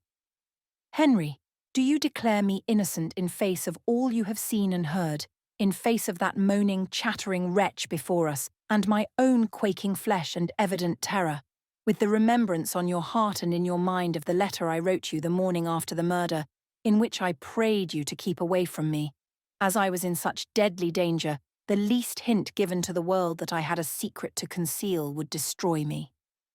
Do you, can you, will you declare me innocent before God and the world?" "I do," said he. A light such as had never visited her face before passed slowly over it. "Then God forgive me the wrong I have done this noble heart, for I can never forgive myself." "Wait," said she, as he opened his lips. "Before I accept any further tokens of your generous confidence, let me show you what I am. You shall know the worst of the woman you have taken to your heart. Mr. Raymond," she cried, turning towards me for the first time, "in those days when, with such an earnest desire for my welfare, you see I do not believe this man's insinuations, you sought to induce me to speak out and tell all I knew concerning this dreadful deed, I did not do it because of my selfish fears. I knew the case looked dark against me. Eleanor had told me so. Eleanor herself, and it was the keenest pang I had to endure, believed me guilty. She had her reasons. She knew first from the directed envelope she had found lying underneath my uncle's dead body on the library table that he had been engaged at the moment of death in summoning his lawyer to make that change in his will which would transfer my claims to her. Secondly, that notwithstanding my denial of the same, I had been down to his room the night before, for she had heard my door open and my dress rustle as I passed out. But that was not all. The key that everyone felt to be a positive proof of guilt wherever found had been picked up by her from the floor of my room. The letter written by Mr. Clavering to my uncle was found in my fire, and the handkerchief which she had seen me take from the basket of clean clothes was produced at the inquest stained with pistol grease. I could not account for these things. A web seemed tangled about my feet. I could not stir without encountering some new toil. I knew I was innocent, but if I failed to satisfy my cousin of this, how could I hope to convince the general public if once called upon to do so? Worse still, if Eleanor, with every apparent motive for desiring long life to our uncle, was held in such suspicion because of a few circumstantial evidences against her. What would I not have to fear if these evidences were turned against me, the heiress? The tone and manner of the juryman at the inquest that asked who would be most benefited by my uncle's will showed but too plainly. When, therefore, Eleanor, true to her heart's generous instincts, closed her lips and refused to speak when speech would have been my ruin, I let her do it, justifying myself with the thought that she had deemed me capable of crime, and so must bear the consequences. Nor, when I saw how dreadful these were likely to prove, did I relent. Fear of the ignominy, suspense, and danger which confession would entail sealed my lips. Only once did I hesitate. That was when, in the last conversation we had, I saw that, notwithstanding appearances, you believed in Eleanor's innocence, and the thought crossed me, you might be induced to believe in mine if I threw myself upon your mercy.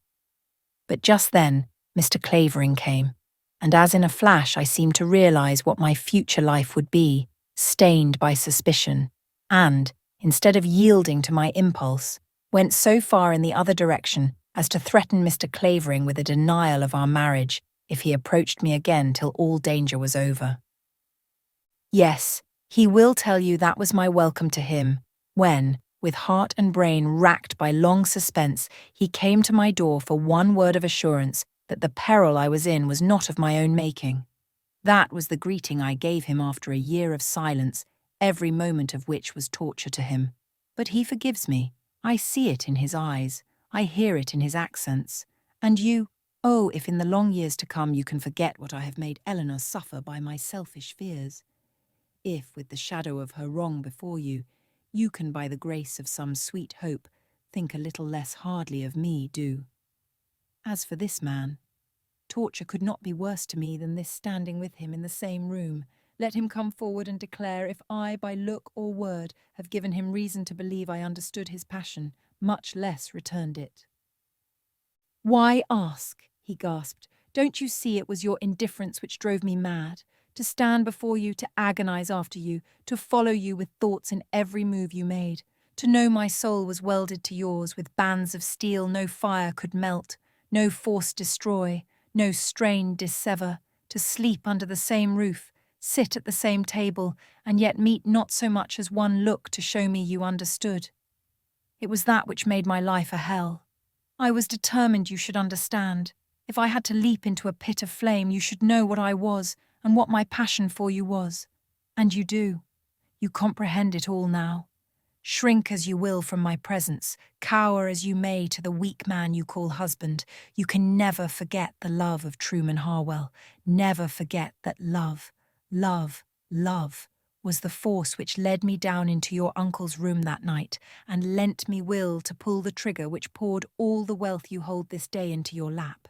Yes, he went on, towering in his preternatural despair, till even the noble form of Henry Clavering looked dwarfed beside him. Every dollar that chinks from your purse shall talk of me. Every gewgaw which flashes on that haughty head, too haughty to bend to me, shall shriek my name into your ears. Fashion, pomp, luxury, you will have them all. But till gold loses its glitter and ease its attraction, you will never forget the hand that gave them to you. With a look whose evil triumph I cannot describe, he put his hand into the arm of the waiting detective, and in another moment would have been led from the room, when Mary, crushing down the swell of emotions that was seething in her breast, lifted her head and said, "No, Truman Harwell, I cannot give you even that thought for your comfort. Wealth so laden would bring nothing but torture. I cannot accept the torture, so must release the wealth. From this day, Mary Clavering owns nothing but what comes to her from the husband she has so long and so basely wronged." And raising her hands to her ears, she tore out the diamonds which hung there and flung them at the feet of the unfortunate man. It was the final wrench of the rack. With a yell such as I never thought to listen to from the lips of a man, he flung up his arms while all the lurid light of madness glared on his face. "And I have given my soul to hell for a shadow," he moaned. "For a shadow. Well, that is the best day's work I ever did. Your congratulations, Mr. Raymond, upon the success of the most daring game ever played in a detective's office." I looked at the triumphant countenance of Mr. Gryce in amazement. "What do you mean?" I cried. "Did you plan all this?" "Did I plan it?" he repeated. "Could I stand here seeing how things have turned out if I had not? Mr. Raymond, let us be comfortable. You are a gentleman, but we can well shake hands over this. I have never known such a satisfactory conclusion to a bad piece of business in all my professional career." We did shake hands long and fervently, and then I asked him to explain himself. "Well," said he, "there has always been one thing that plagued me, even in the very moment of my strongest suspicion against this woman, and that was the pistol-cleaning business. I could not reconcile it with what I knew of womankind. I could not make it seem the act of a woman. Did you ever know a woman who cleaned a pistol? No, they can fire them and do, but after firing them, they do not clean them. Now it is a principle which every detective recognizes, that if of 100 leading circumstances connected with a crime, 99 of these are acts pointing to the suspected party with unerring certainty, but the 100th equally important act, one which that person could not have performed, the whole fabric of suspicion is destroyed. Recognizing this principle, then, as I have said, I hesitated when it came to the point of arrest. The chain was complete, the links were fastened, but one link was of a different size and material from the rest, and in this argued a break in the chain. I resolved to give her a final chance.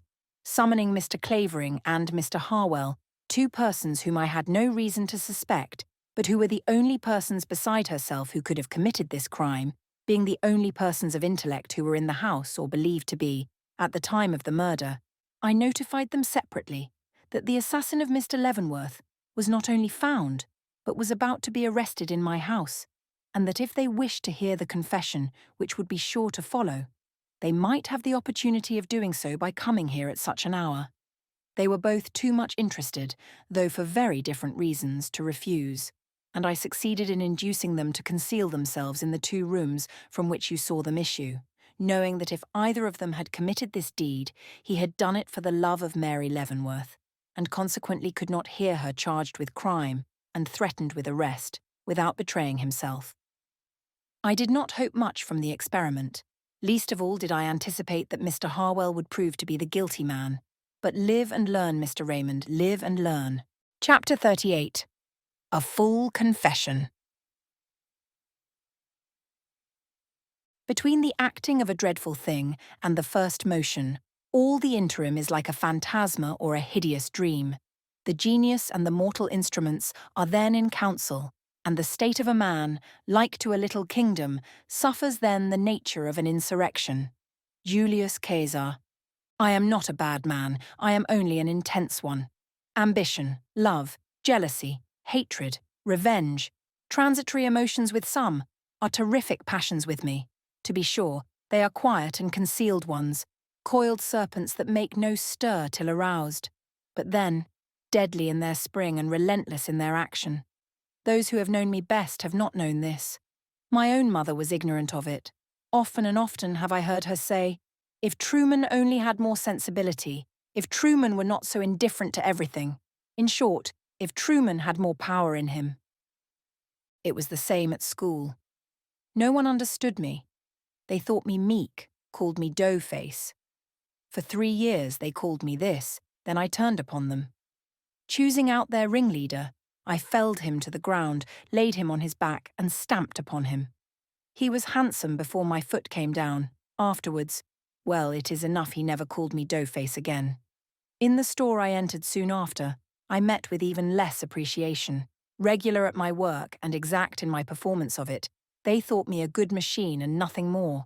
What heart, soul, and feeling could a man have who never sported, never smoked, and never laughed? I could reckon up figures correctly, but one scarcely needed heart or soul for that. I could even write day by day and month by month without showing a flaw in my copy, but that only argued I was no more than they intimated, a regular automaton. I let them think so, with the certainty before me that they would one day change their minds as others had done. The fact was, I loved nobody well enough, not even myself, to care for any man's opinion. Life was well nigh a blank to me, a dead level plain that had to be traversed whether I would or not. And such it might have continued to this day if I had never met Mary Leavenworth. But when, some 9 months since, I left my desk in the counting-house for a seat in Mr. Leavenworth's library, a blazing torch fell into my soul whose flame has never gone out and never will till the doom before me is accomplished. She was so beautiful. When, on that first evening, I followed my new employer into the parlour and saw this woman standing up before me in her half-alluring, half-appalling charm, I knew as by a lightning flash what my future would be if I remained in that house. She was in one of her haughty moods and bestowed upon me little more than a passing glance. But her indifference made slight impression upon me then. It was enough that I was allowed to stand in her presence and look unrebuked upon her loveliness. To be sure, it was like gazing into the flower-wreathed crater of an awakening volcano. Fear and fascination were in each moment I lingered there, but fear and fascination made the moment what it was, and I could not have withdrawn if I would. And so, it was always. Unspeakable pain as well as pleasure was in the emotion with which I regarded her. Yet for all that I did not cease to study her hour by hour and day by day, her smiles, her movement, her way of turning her head or lifting her eyelids. I had a purpose in this. I wished to knit her beauty so firmly into the warp and woof of my being that nothing could ever serve to tear it away. For I saw then as plainly as now that, coquette though she was, she would never stoop to me. No, I might lie down at her feet and let her trample over me. She would not even turn to see what it was she had stepped upon. I might spend days, months, years, learning the alphabet of her wishes. She would not thank me for my pains, or even raise the lashes from her cheek to look at me as I passed. I was nothing to her, could not be anything unless, and this thought came slowly, I could in some way become her master. Meantime, I wrote at Mr. Leavenworth's dictation and pleased him. My methodical ways were just to his taste. As for the other member of the family, Miss Eleanor Leavenworth, she treated me just as one of her proud but sympathetic nature might be expected to do. Not familiarly, but kindly, not as a friend, but as a member of the household whom she met every day at table, and who, as she or anyone else could see, was none too happy or hopeful. 6 months went by. I had learned 2 things. First, that Mary Leavenworth loved her position as prospective heiress to a large fortune above every other earthly consideration. And secondly, that she was in the possession of a secret which endangered that position. What this was, I had for some time no means of knowing. But when later I became convinced it was one of love, I grew hopeful, strange as it may seem. For by this time I had learned Mr. Leavenworth's disposition almost as perfectly as that of his niece, and knew that in a matter of this kind he would be uncompromising, and that in the clashing of these 2 wills something might occur, which would give me a hold upon her. The only thing that troubled me was the fact that I did not know the name of the man in whom she was interested. But chance soon favoured me here. One day, a month ago now, I sat down to open Mr. Leavenworth's mail as usual. One letter, shall I ever forget it? Ran thus: Hoffman House, March 1st, 1876. Mr. Horatio Leavenworth. Dear Sir, you have a niece whom you love and trust, one, too, who seems worthy of all the love and trust that you or any other man can give her. So beautiful, so charming, so tender is she in face, form, manner, and conversation. But, dear sir, every rose has its thorn, and your rose is no exception to this rule. Lovely as she is, charming as she is, tender as she is not only capable of trampling on the rights of one who trusted her, but of bruising the heart and breaking the spirit of him to whom she owes all duty, honour, and observance. If you don't believe this, ask her to her cruel, bewitching face who and what is her humble servant and yours. Henry Ritchie. Clavering. If a bombshell had exploded at my feet, or the evil one himself appeared at my call, I would not have been more astounded. Not only was the name signed to these remarkable words unknown to me, but the epistle itself was that of one who felt himself to be her master. A position which, as you know, I was myself aspiring to occupy. For a few minutes, then, I stood a prey to feelings of the bitterest wrath and despair. Then I grew calm, realizing that with this letter in my possession, I was virtually the arbitrator of her destiny. Some men would have sought her there and then, and, by threatening to place it in her uncle's hand, won from her a look of entreaty, if no more. But well, my plans went deeper than that. I knew she would have to be in extremity before I could hope to win her. She must feel herself slipping over the edge of the precipice before she would clutch at the first thing offering succour. I decided to allow the letter to pass into my employer's hands, but it had been opened. How could I manage to give it to him in this condition without exciting his suspicion? I knew of but one way, to let him see me open it for what he would consider the first time. So, Waiting till he came into the room, I approached him with the letter, tearing off the end of the envelope as I came. Opening it, I gave a cursory glance at its contents and tossed it down on the table before him. "That appears to be of a private character," said I, "though there is no sign to that effect on the envelope." He took it up while I stood there. At the first word he started, looked at me, seemed satisfied from my expression that I had not read far enough to realize its nature, and, whirling slowly around in his chair, devoured the remainder in silence. I waited a moment, then withdrew to my own desk. 1 minute, 2 minutes passed in silence. He was evidently rereading the letter. Then he hurriedly rose and left the room. As he passed me, I caught a glimpse of his face in the mirror. The expression I saw there did not tend to lessen the hope that was rising in my breast. By following him almost immediately upstairs, I ascertained that he went directly to Mary's room, and when in a few hours later the family collected around the dinner table, I perceived, almost without looking up, that a great and insurmountable barrier had been raised between him and his favourite niece. 2 days passed, days that were for me one long and unrelieved suspense. Had Mr. Leavenworth answered that letter? Would it all end as it had begun, without the appearance of the mysterious Clavering on the scene? I could not tell.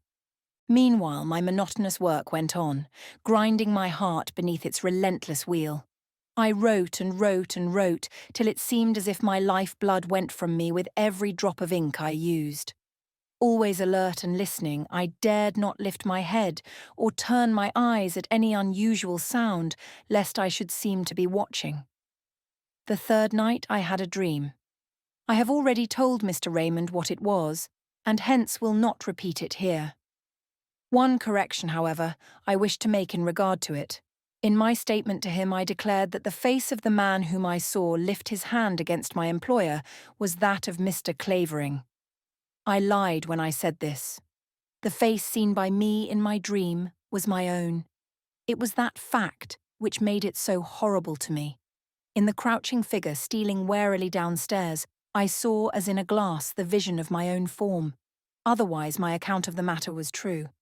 This vision had a tremendous effect upon me. Was it a premonition? A forewarning of the way in which I was to win this coveted creature for my own? Was the death of her uncle the bridge by which the impassable gulf between us might be spanned? I began to think it might be, to consider the possibilities which could make this the only path to my Elysium. Even went so far as to picture her lovely face bending gratefully towards me through the glare of a sudden release from some emergency in which she stood. One thing was sure: if that was the way I must go, I had at least been taught how to tread it, and all through the dizzy, blurred day that followed, I saw, as I sat at my work, repeated visions of that stealthy, purposeful figure stealing down the stairs and entering with uplifted pistol into the unconscious presence of my employer. I even found myself a dozen times that day turning my eyes upon the door through which it was to come, wondering how long it would be before my actual form would pause there. That the moment was at hand, I did not imagine. Even when I left him that night after drinking with him the glass of sherry mentioned at the inquest, I had no idea the hour of action was so near. But when, not 3 minutes after going upstairs, I caught the sound of a lady's dress rustling through the hall, and listening, heard Mary Leavenworth pass my door on her way to the library, I realized that the fatal hour was come, that something was going to be said or done in that room which would make this deed necessary. What? I determined to ascertain.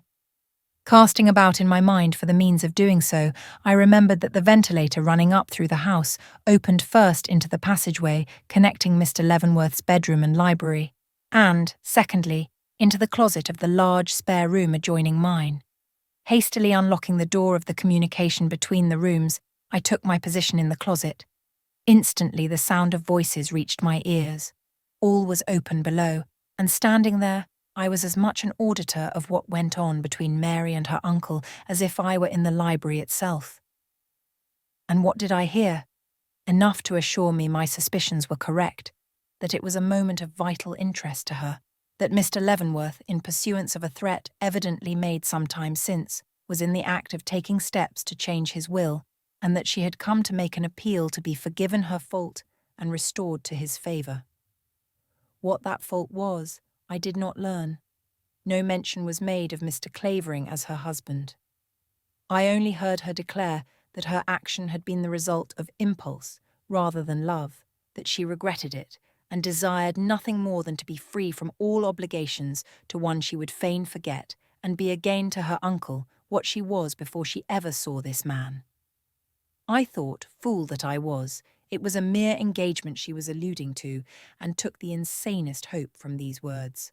And when, in a moment later, I heard her uncle reply in his sternest tone that she had irreparably forfeited her claims to his regard and favour, I did not need her short and bitter cry of shame and disappointment, or that low moan for someone to help her, for me to sound his death knell in my heart. Creeping back to my own room, I waited till I heard her reascend. Then I stole forth. Calm as I had ever been in my life, I went down the stairs just as I had seen myself do in my dream, and knocking lightly at the library door, went in. Mr. Leavenworth was sitting in his usual place, writing. "Excuse me," said I as he looked up. "I have lost my memorandum book, and think it possible I may have dropped it in the passageway when I went for the wine." He bowed, and I hurried past him into the closet. Once there, I proceeded rapidly into the room beyond, procured the pistol, returned, and almost before I realized what I was doing, had taken up my position behind him, aimed, and fired. The result was what you know. Without a groan, his head fell forward on his hands, and Mary Leavenworth was the virtual possessor of the thousands she coveted. My first thought was to procure the letter he was writing. Approaching the table, I tore it out from under his hands, looked at it, saw that it was, as I expected, a summons to his lawyer, and thrust it into my pocket, together with the letter from Mr. Clavering, which I perceived lying spattered with blood on the table before me. Not till this was done did I think of myself, or remember the echo which that low, sharp report must have made in the house. Dropping the pistol at the side of the murdered man, I stood ready to shriek to anyone who entered that Mr. Leavenworth had killed himself. But I was saved from committing such a folly. The report had not been heard, or if so, had evidently failed to create an alarm. No one came, and I was left to contemplate my work undisturbed and decide upon the best course to be taken to avoid detection. A moment's study of the wound made in his head by the bullet convinced me of the impossibility of passing the affair off as a suicide, or even the work of a burglar. To anyone versed in such matters, it was manifestly a murder, and a most deliberate one. My one hope, then, lay in making it as mysterious as it was deliberate, by destroying all clue to the motive and manner of the deed. Picking up the pistol, I carried it into the other room with the intention of cleaning it, but finding nothing there to do it with, came back for the handkerchief I had seen lying on the floor at Mr. Leavenworth's feet. It was Miss Eleanor's, but I did not know it till I had used it to clean the barrel. Then the sight of her initials in one corner so shocked me, I forgot to clean the cylinder, and only thought of how I could do away with this evidence of her handkerchief having been employed for a purpose so suspicious. Not daring to carry it from the room, I sought for means to destroy it, but finding none, compromised the matter by thrusting it deep down behind the cushion of one of the chairs, in the hope of being able to recover and burn it the next day. This done, I reloaded the pistol, locked it up, and prepared to leave the room. But here, the horror which usually follows such deeds struck me like a thunderbolt, and made me for the first time uncertain in my action. I locked the door on going out, something I should never have done. Not till I reached the top of the stairs did I realize my folly, and then it was too late, for there before me, candle in hand and surprise written on every feature of her face, stood Hannah, one of the servants, looking at me.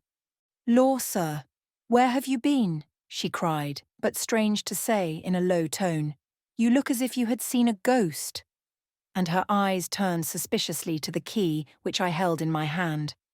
I felt as if someone had clutched me round the throat. Thrusting the key into my pocket, I took a step towards her. "I will tell you what I have seen if you will come downstairs," I whispered. The ladies will be disturbed if we talk here. And smoothing my brow as best I could, I put out my hand and drew her towards me. What my motive was, I hardly knew. The action was probably instinctive. But when I saw the look which came into her face as I touched her, and the alacrity with which she prepared to follow me, I took courage. Remembering the 1 or 2 previous tokens I had had of this girl's unreasonable susceptibility to my influence. A susceptibility which I now felt could be utilized and made to serve my purpose. Taking her down to the parlour floor, I drew her into the depths of the great drawing room, and there told her in the least alarming way possible what had happened to Mr. Leavenworth. She was, of course, intensely agitated, but she did not scream, the novelty of her position evidently bewildering her. And, greatly relieved, I went on to say that I did not know who committed the deed, but that folks would declare it was I if they knew I had been seen by her on the stairs with the library key in my hand. "But I won't tell," she whispered, trembling violently in her fright and eagerness. "I will keep it to myself. I will say I didn't see anybody." But I soon convinced her that she could never keep her secret if the police once began to question her, and, following up my argument with a little cajolery, succeeded after a long while in winning her consent to leave the house till the storm should be blown over. But that given, it was some little time before I could make her comprehend that she must depart at once, and without going back after her things. Not till I brightened up her wits by a promise to marry her some day, if she only obeyed me now, did she begin to look the thing in the face and show any evidence of the real mother wit she evidently possessed. "Mrs. Belden would take me in," said she, "if I could only get to She takes everybody in who asks her, and she would keep me too if I told her Miss Mary sent me. But I can't get there tonight." I immediately set to work to convince her that she could. The midnight train did not leave the city for a half-hour yet, and the distance to the depot could be easily walked by her in 15 minutes. But she had no money. I easily supplied that, and she was afraid she couldn't find her way. I entered into minutest directions. She still hesitated, but at length consented to go, and with some further understanding of the method I was to employ in communicating with her, we went downstairs. There we found a hat and shawl of the cook's which I put on her, and in another moment we were in the carriage yard. "Remember, you are to say nothing of what has occurred no matter what happens," I whispered in parting injunction as she turned to leave me.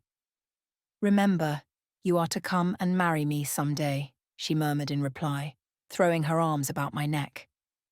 The movement was sudden, and it was probably at this time she dropped the candle she had unconsciously held, clenched in her hand till now.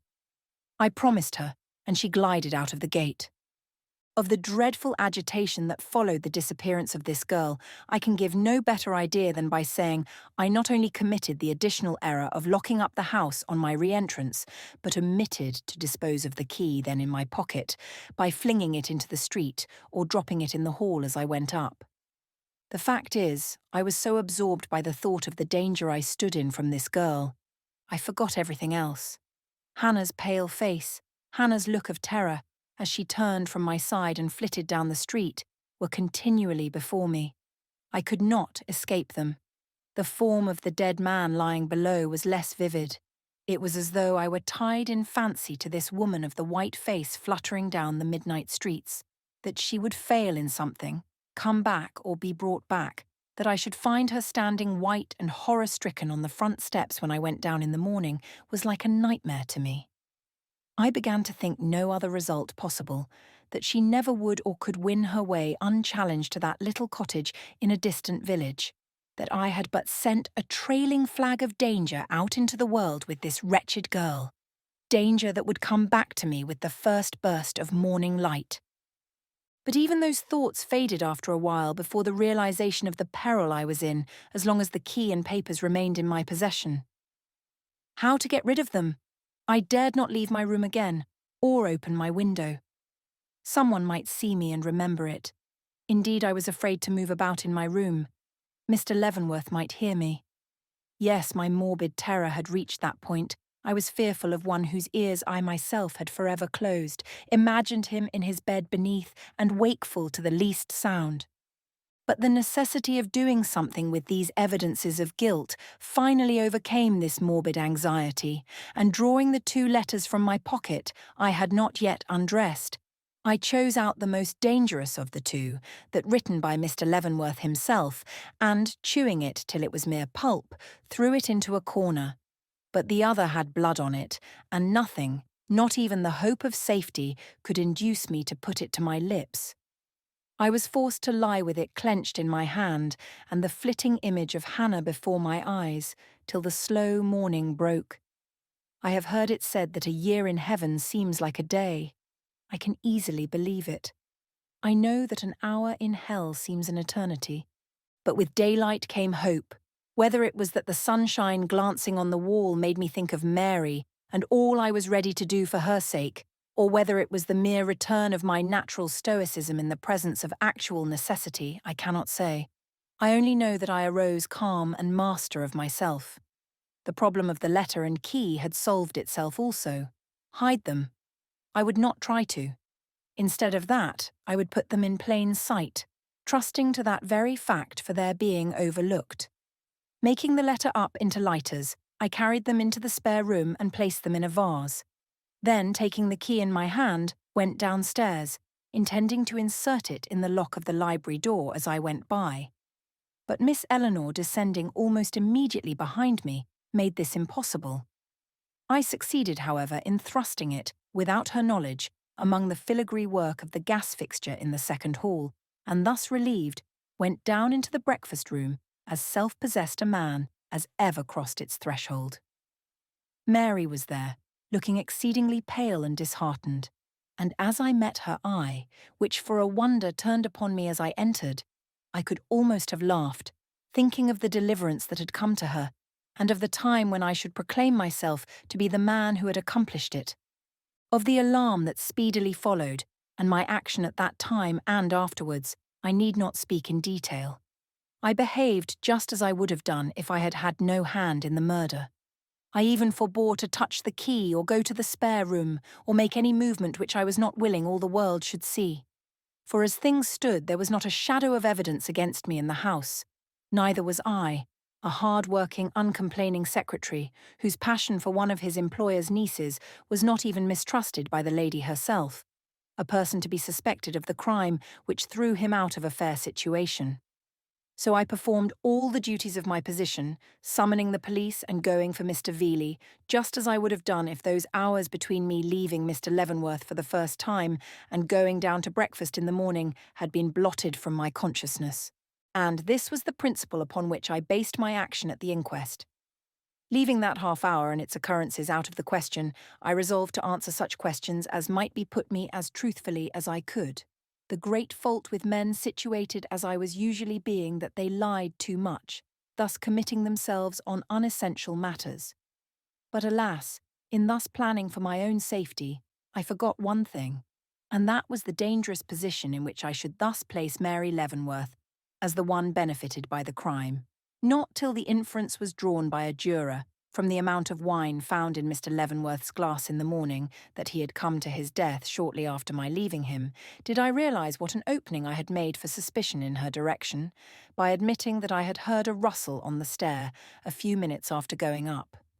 That all present believed it to have been made by Eleanor did not reassure me. She was so completely disconnected with the crime I could not imagine suspicion holding to her for an instant. But Mary, if a curtain had been let down before me, pictured with the future as it has since developed, I could not have seen more plainly what her position would be if attention were once directed towards her. So, in the vain endeavour to cover up my blunder, I began to lie. Forced to admit that a shadow of disagreement had been lately visible between Mr. Leavenworth and one of his nieces, I threw the burden of it upon Eleanor as the one best able to bear it. The consequences were more serious than I anticipated. Direction had been given to suspicion which every additional evidence that now came up seemed by some strange fatality to strengthen. Not only was it proved that Mr. Leavenworth's own pistol had been used in the assassination, and that too by a person then in the house, but I myself was brought to acknowledge that Eleanor had learned from me, only a little while before, how to load, aim, and fire this very pistol. a coincidence mischievous enough to have been of the devil's own making.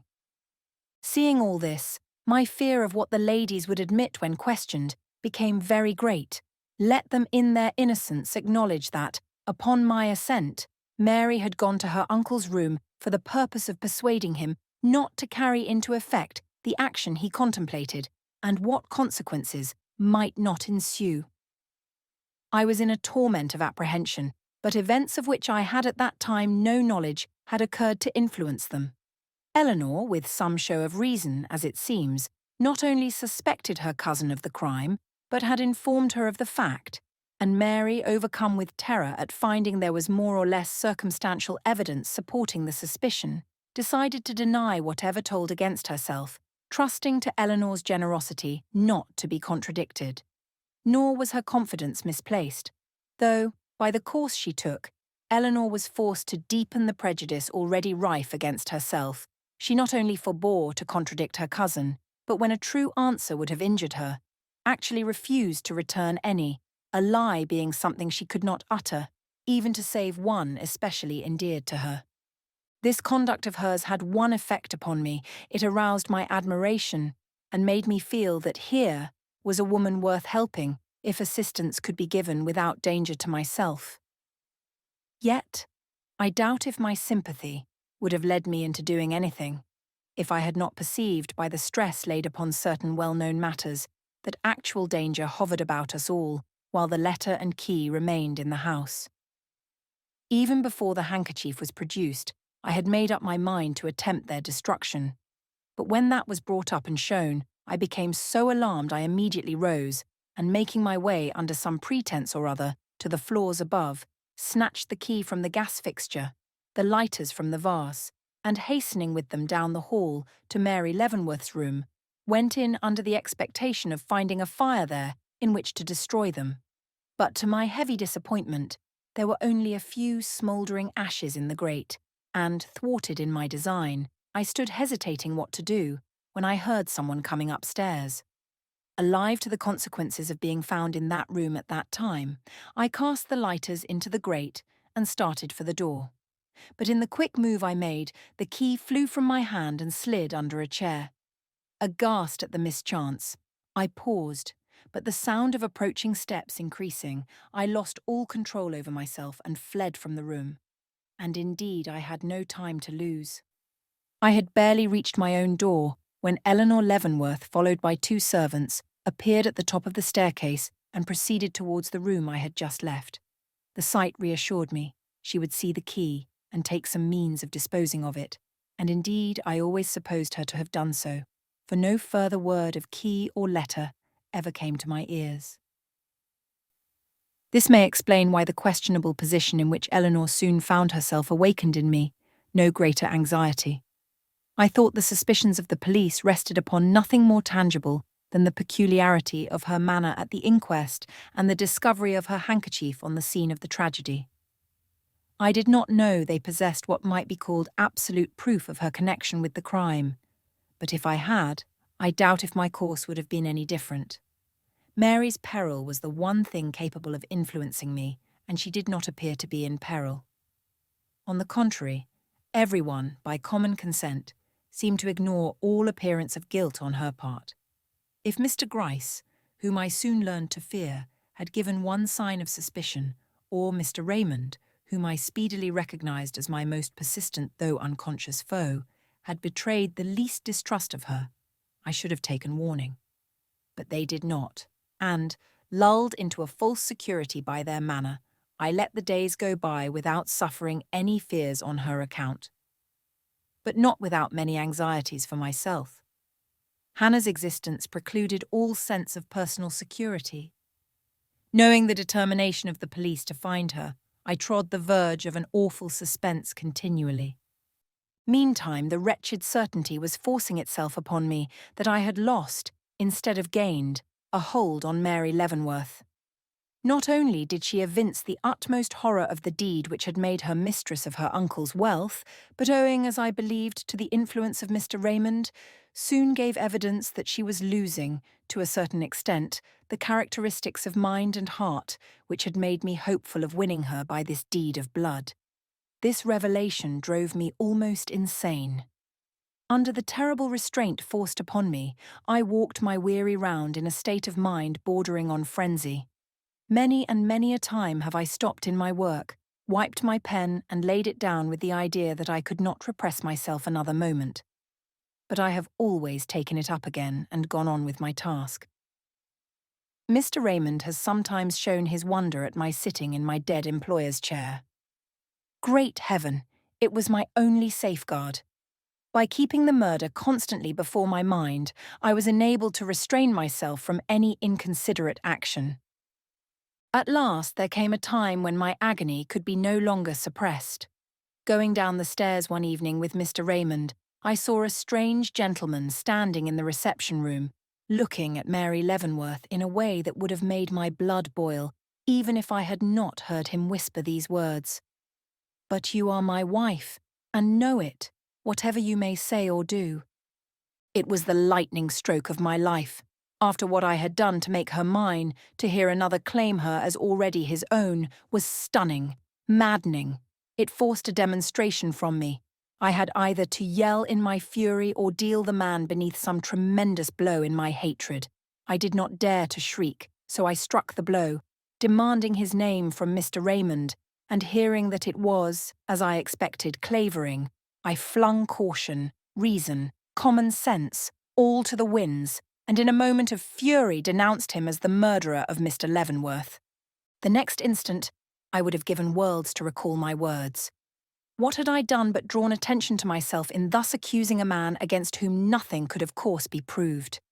But recall now was impossible, so after a night of thought, I did the next best thing, gave a superstitious reason for my action, and so restored myself to my former position without eradicating from the mind of Mr. Raymond that vague doubt of the man which my own safety demanded. But I had no intention of going any further, nor should I have done so if I had not observed that for some reason Mr. Raymond was willing to suspect Mr. Clavering, but that once seen, revenge took possession of me, and I asked myself if the burden of this crime could be thrown on this man. Still, I do not believe that any active results would have followed this self-questioning if I had not overheard a whispered conversation between two of the servants, in which I learned that Mr. Clavering had been seen to enter the house on the night of the murder, but was not seen to leave it. That determined me.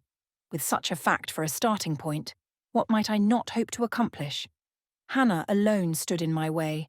While she remained alive, I saw nothing but ruin before me. I made up my mind to destroy her and satisfy my hatred of Mr. Clavering at one blow. But how? By what means could I reach her without deserting my post, or make away with her without exciting fresh suspicion? The problem seemed insolvable, but Truman Harwell had not played the part of a machine so long without result. Before I had studied the question a day, light broke upon it, and I saw that the only way to accomplish my plans was to inveigle her into destroying herself. No sooner had this thought matured than I hastened to act upon it. Knowing the tremendous risk I ran, I took every precaution.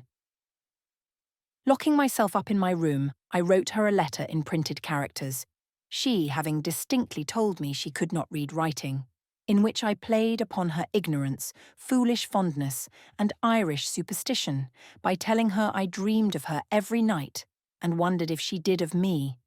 Was afraid she didn't, so enclosed her a little charm, which, if she would use according to directions, would give her the most beautiful visions. These directions were for her first to destroy my letter by burning it, next to take in her hand the packet I was careful to enclose, swallow the powder accompanying it, and go to bed. The powder was a deadly dose of poison, and the packet was, as you know, a forged confession falsely criminating Henry Clavering. Enclosing all these in an envelope in the corner of which I had marked a cross, I directed it, according to agreement, to Mrs. Belden, and sent it. Then followed the greatest period of suspense I had yet endured. Though I had purposely refrained from putting my name to the letter, I felt that the chances of detection were very great. Let her depart in the least particular from the course I had marked out for her, and fatal results must ensue. If she opened the enclosed packet, mistrusted the powder, took Mrs. Belden into her confidence, or even failed to burn my letter, all would be lost. I could not be sure of her or know the result of my scheme except through the newspapers. Do you think I kept watch of the countenances about me, devoured the telegraphic news, or started when the bell rang? And when, a few days since, I read that short paragraph in the paper which assured me that my efforts had at least produced the death of the woman I feared, do you think I experienced any sense of relief? But of that why speak? In 6 hours had come the summons from Mr. Gryce, and let these prison walls, this confession itself, tell the rest. I am no longer capable of speech or action. Chapter 39. The Outcome of a Great Crime. Leave her to heaven and to those thorns that in her bosom lodge to prick and sting her, Hamlet, for she is wise if I can judge of her, and fair she is if that mine eyes be true, and true she is as she has proved herself, and therefore like herself, wise, fair, and true, shall she be placed in my constant soul. Merchant of Venice. "O Eleanor," I cried, as I made my way into her presence, "are you prepared for very good news, news that will brighten these pale cheeks and give the light back to these eyes, and make life hopeful and sweet to you once more?" "Tell me," I urged, stooping over her where she sat, for she looked ready to faint. "I don't know," she faltered. "I fear your idea of good news and mine may differ. No news can be good, but—" "What?" I asked, taking her hands in mine with a smile that ought to have reassured her. It was one of such profound happiness. "Tell me. Do not be afraid." But she was. Her dreadful burden had lain upon her so long, it had become a part of her being. How could she realize it was founded on a mistake, that she had no cause to fear the past, present, or future? But when the truth was made known to her, when, with all the fervour and gentle tact of which I was capable, I showed her that her suspicions had been groundless, and that Truman Harwell, and not Mary, was accountable for the evidences of crime which had led her into attributing to her cousin the guilt of her uncle's death, her first words were a prayer to be taken to the one she had so wronged. "Take me to her! Oh, take me to her! I cannot breathe or think till I have begged pardon of her on my knees. Oh, my unjust accusation! My unjust accusation!" Seeing the state she was in, I deemed it wise to humour her. So, procuring a carriage, I drove with her to her cousin's home. "Mary will spurn me, she will not even look at me, and she will be right," she cried as we rolled away up the avenue. "An outrage like this can never be forgiven, but God knows I thought myself justified in my suspicions." "If you knew—" "I do know," I interposed. Mary acknowledges that the circumstantial evidence against her was so overwhelming, she was almost staggered herself, asking if she could be guiltless with such proofs against her. But— Wait, oh wait, did Mary say that? Yes. Today? Yes. Mary must be changed. I did not answer. I wanted her to see for herself the extent of that change, but when, in a few minutes later, the carriage stopped and I hurried with her into the house which had been the scene of so much misery, I was hardly prepared for the difference in her own countenance, which the hall light revealed. Her eyes were bright, her cheeks were brilliant, her brow lifted and free from shadow.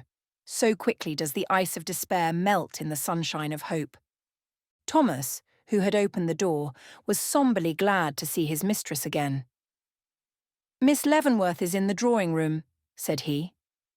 I nodded, then seeing that Eleanor could scarcely move for agitation, asked her whether she would go in at once, or wait till she was more composed. "I will go in at once. I cannot wait." And slipping from my grasp, she crossed the hall and laid her hand upon the drawing-room curtain, when it was suddenly lifted from within, and Mary stepped out. "Mary! Eleanor!" The ring of those voices told everything. I did not need to glance their way to know that Eleanor had fallen at her cousin's feet, and that her cousin had affrightedly lifted her.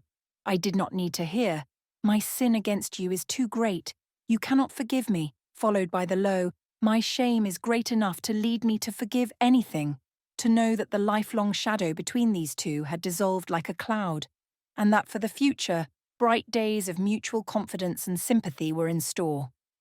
Yet when, a half-hour or so later, I heard the door of the reception room into which I had retired softly open, and looking up, saw Mary standing on the threshold, with the light of true humility on her face. I own that I was surprised at the softening which had taken place in her haughty beauty. "Blessed is the shame that purifies," I inwardly murmured, and advancing held out my hand with a respect and sympathy I never thought to feel for her again. The action seemed to touch her. Blushing deeply, she came and stood by my side. "I thank you," said she. "I have much to be grateful for, how much I never realized till tonight, but I cannot speak of it now. What I wish is for you to come in and help me persuade Eleanor to accept this fortune from my hands. It is hers, you know, was willed to her, or would have been if—" "Wait," said I, in the trepidation which this appeal to me on such a subject somehow awakened. "Have you weighed this matter well? Is it your determined purpose to transfer your fortune into your cousin's hands?" Her look was enough without the low, "Ah, how can you ask me?" that followed it. Mr. Clavering was sitting by the side of Eleanor when we entered the drawing-room. He immediately rose and, drawing me to one side, earnestly said, "Before the courtesies of the hour pass between us, Mr. Raymond, allow me to tender you my apology. You have in your possession a document which ought never to have been forced upon you. Founded upon a mistake, the act was an insult, which I bitterly regret. If, in consideration of my mental misery at that time, you can pardon it, I shall feel forever indebted to you. If not—" "Mr. Clavering, say no more. The occurrences of that day belong to a past, which I, for one, have made up my mind to forget as soon as possible. The future promises too richly for us to dwell on bygone miseries." And with a look of mutual understanding and friendship, we hastened to rejoin the ladies. Of the conversation that followed, it is only necessary to state the result. Eleanor, remaining firm in her refusal to accept property so stained by guilt, it was finally agreed upon that it should be devoted to the erection and sustainment of some charitable institution of magnitude, sufficient to be a recognized benefit to the city and its unfortunate poor. This settled, our thoughts returned to our friends, especially to Mr. Veeley. "He ought to know," said Mary. "He has grieved like a father over us." And in her spirit of penitence she would have undertaken the unhappy task of telling him the truth. But Eleanor, with her accustomed generosity, would not hear of this. "No, Mary," said she, "you have suffered enough. Mr. Raymond and I will go." And leaving them there, with the light of growing hope and confidence on their faces, we went out again into the night, and so into a dream from which I have never waked, though the shine of her dear eyes have been now the lodestar of my life for many happy, happy months.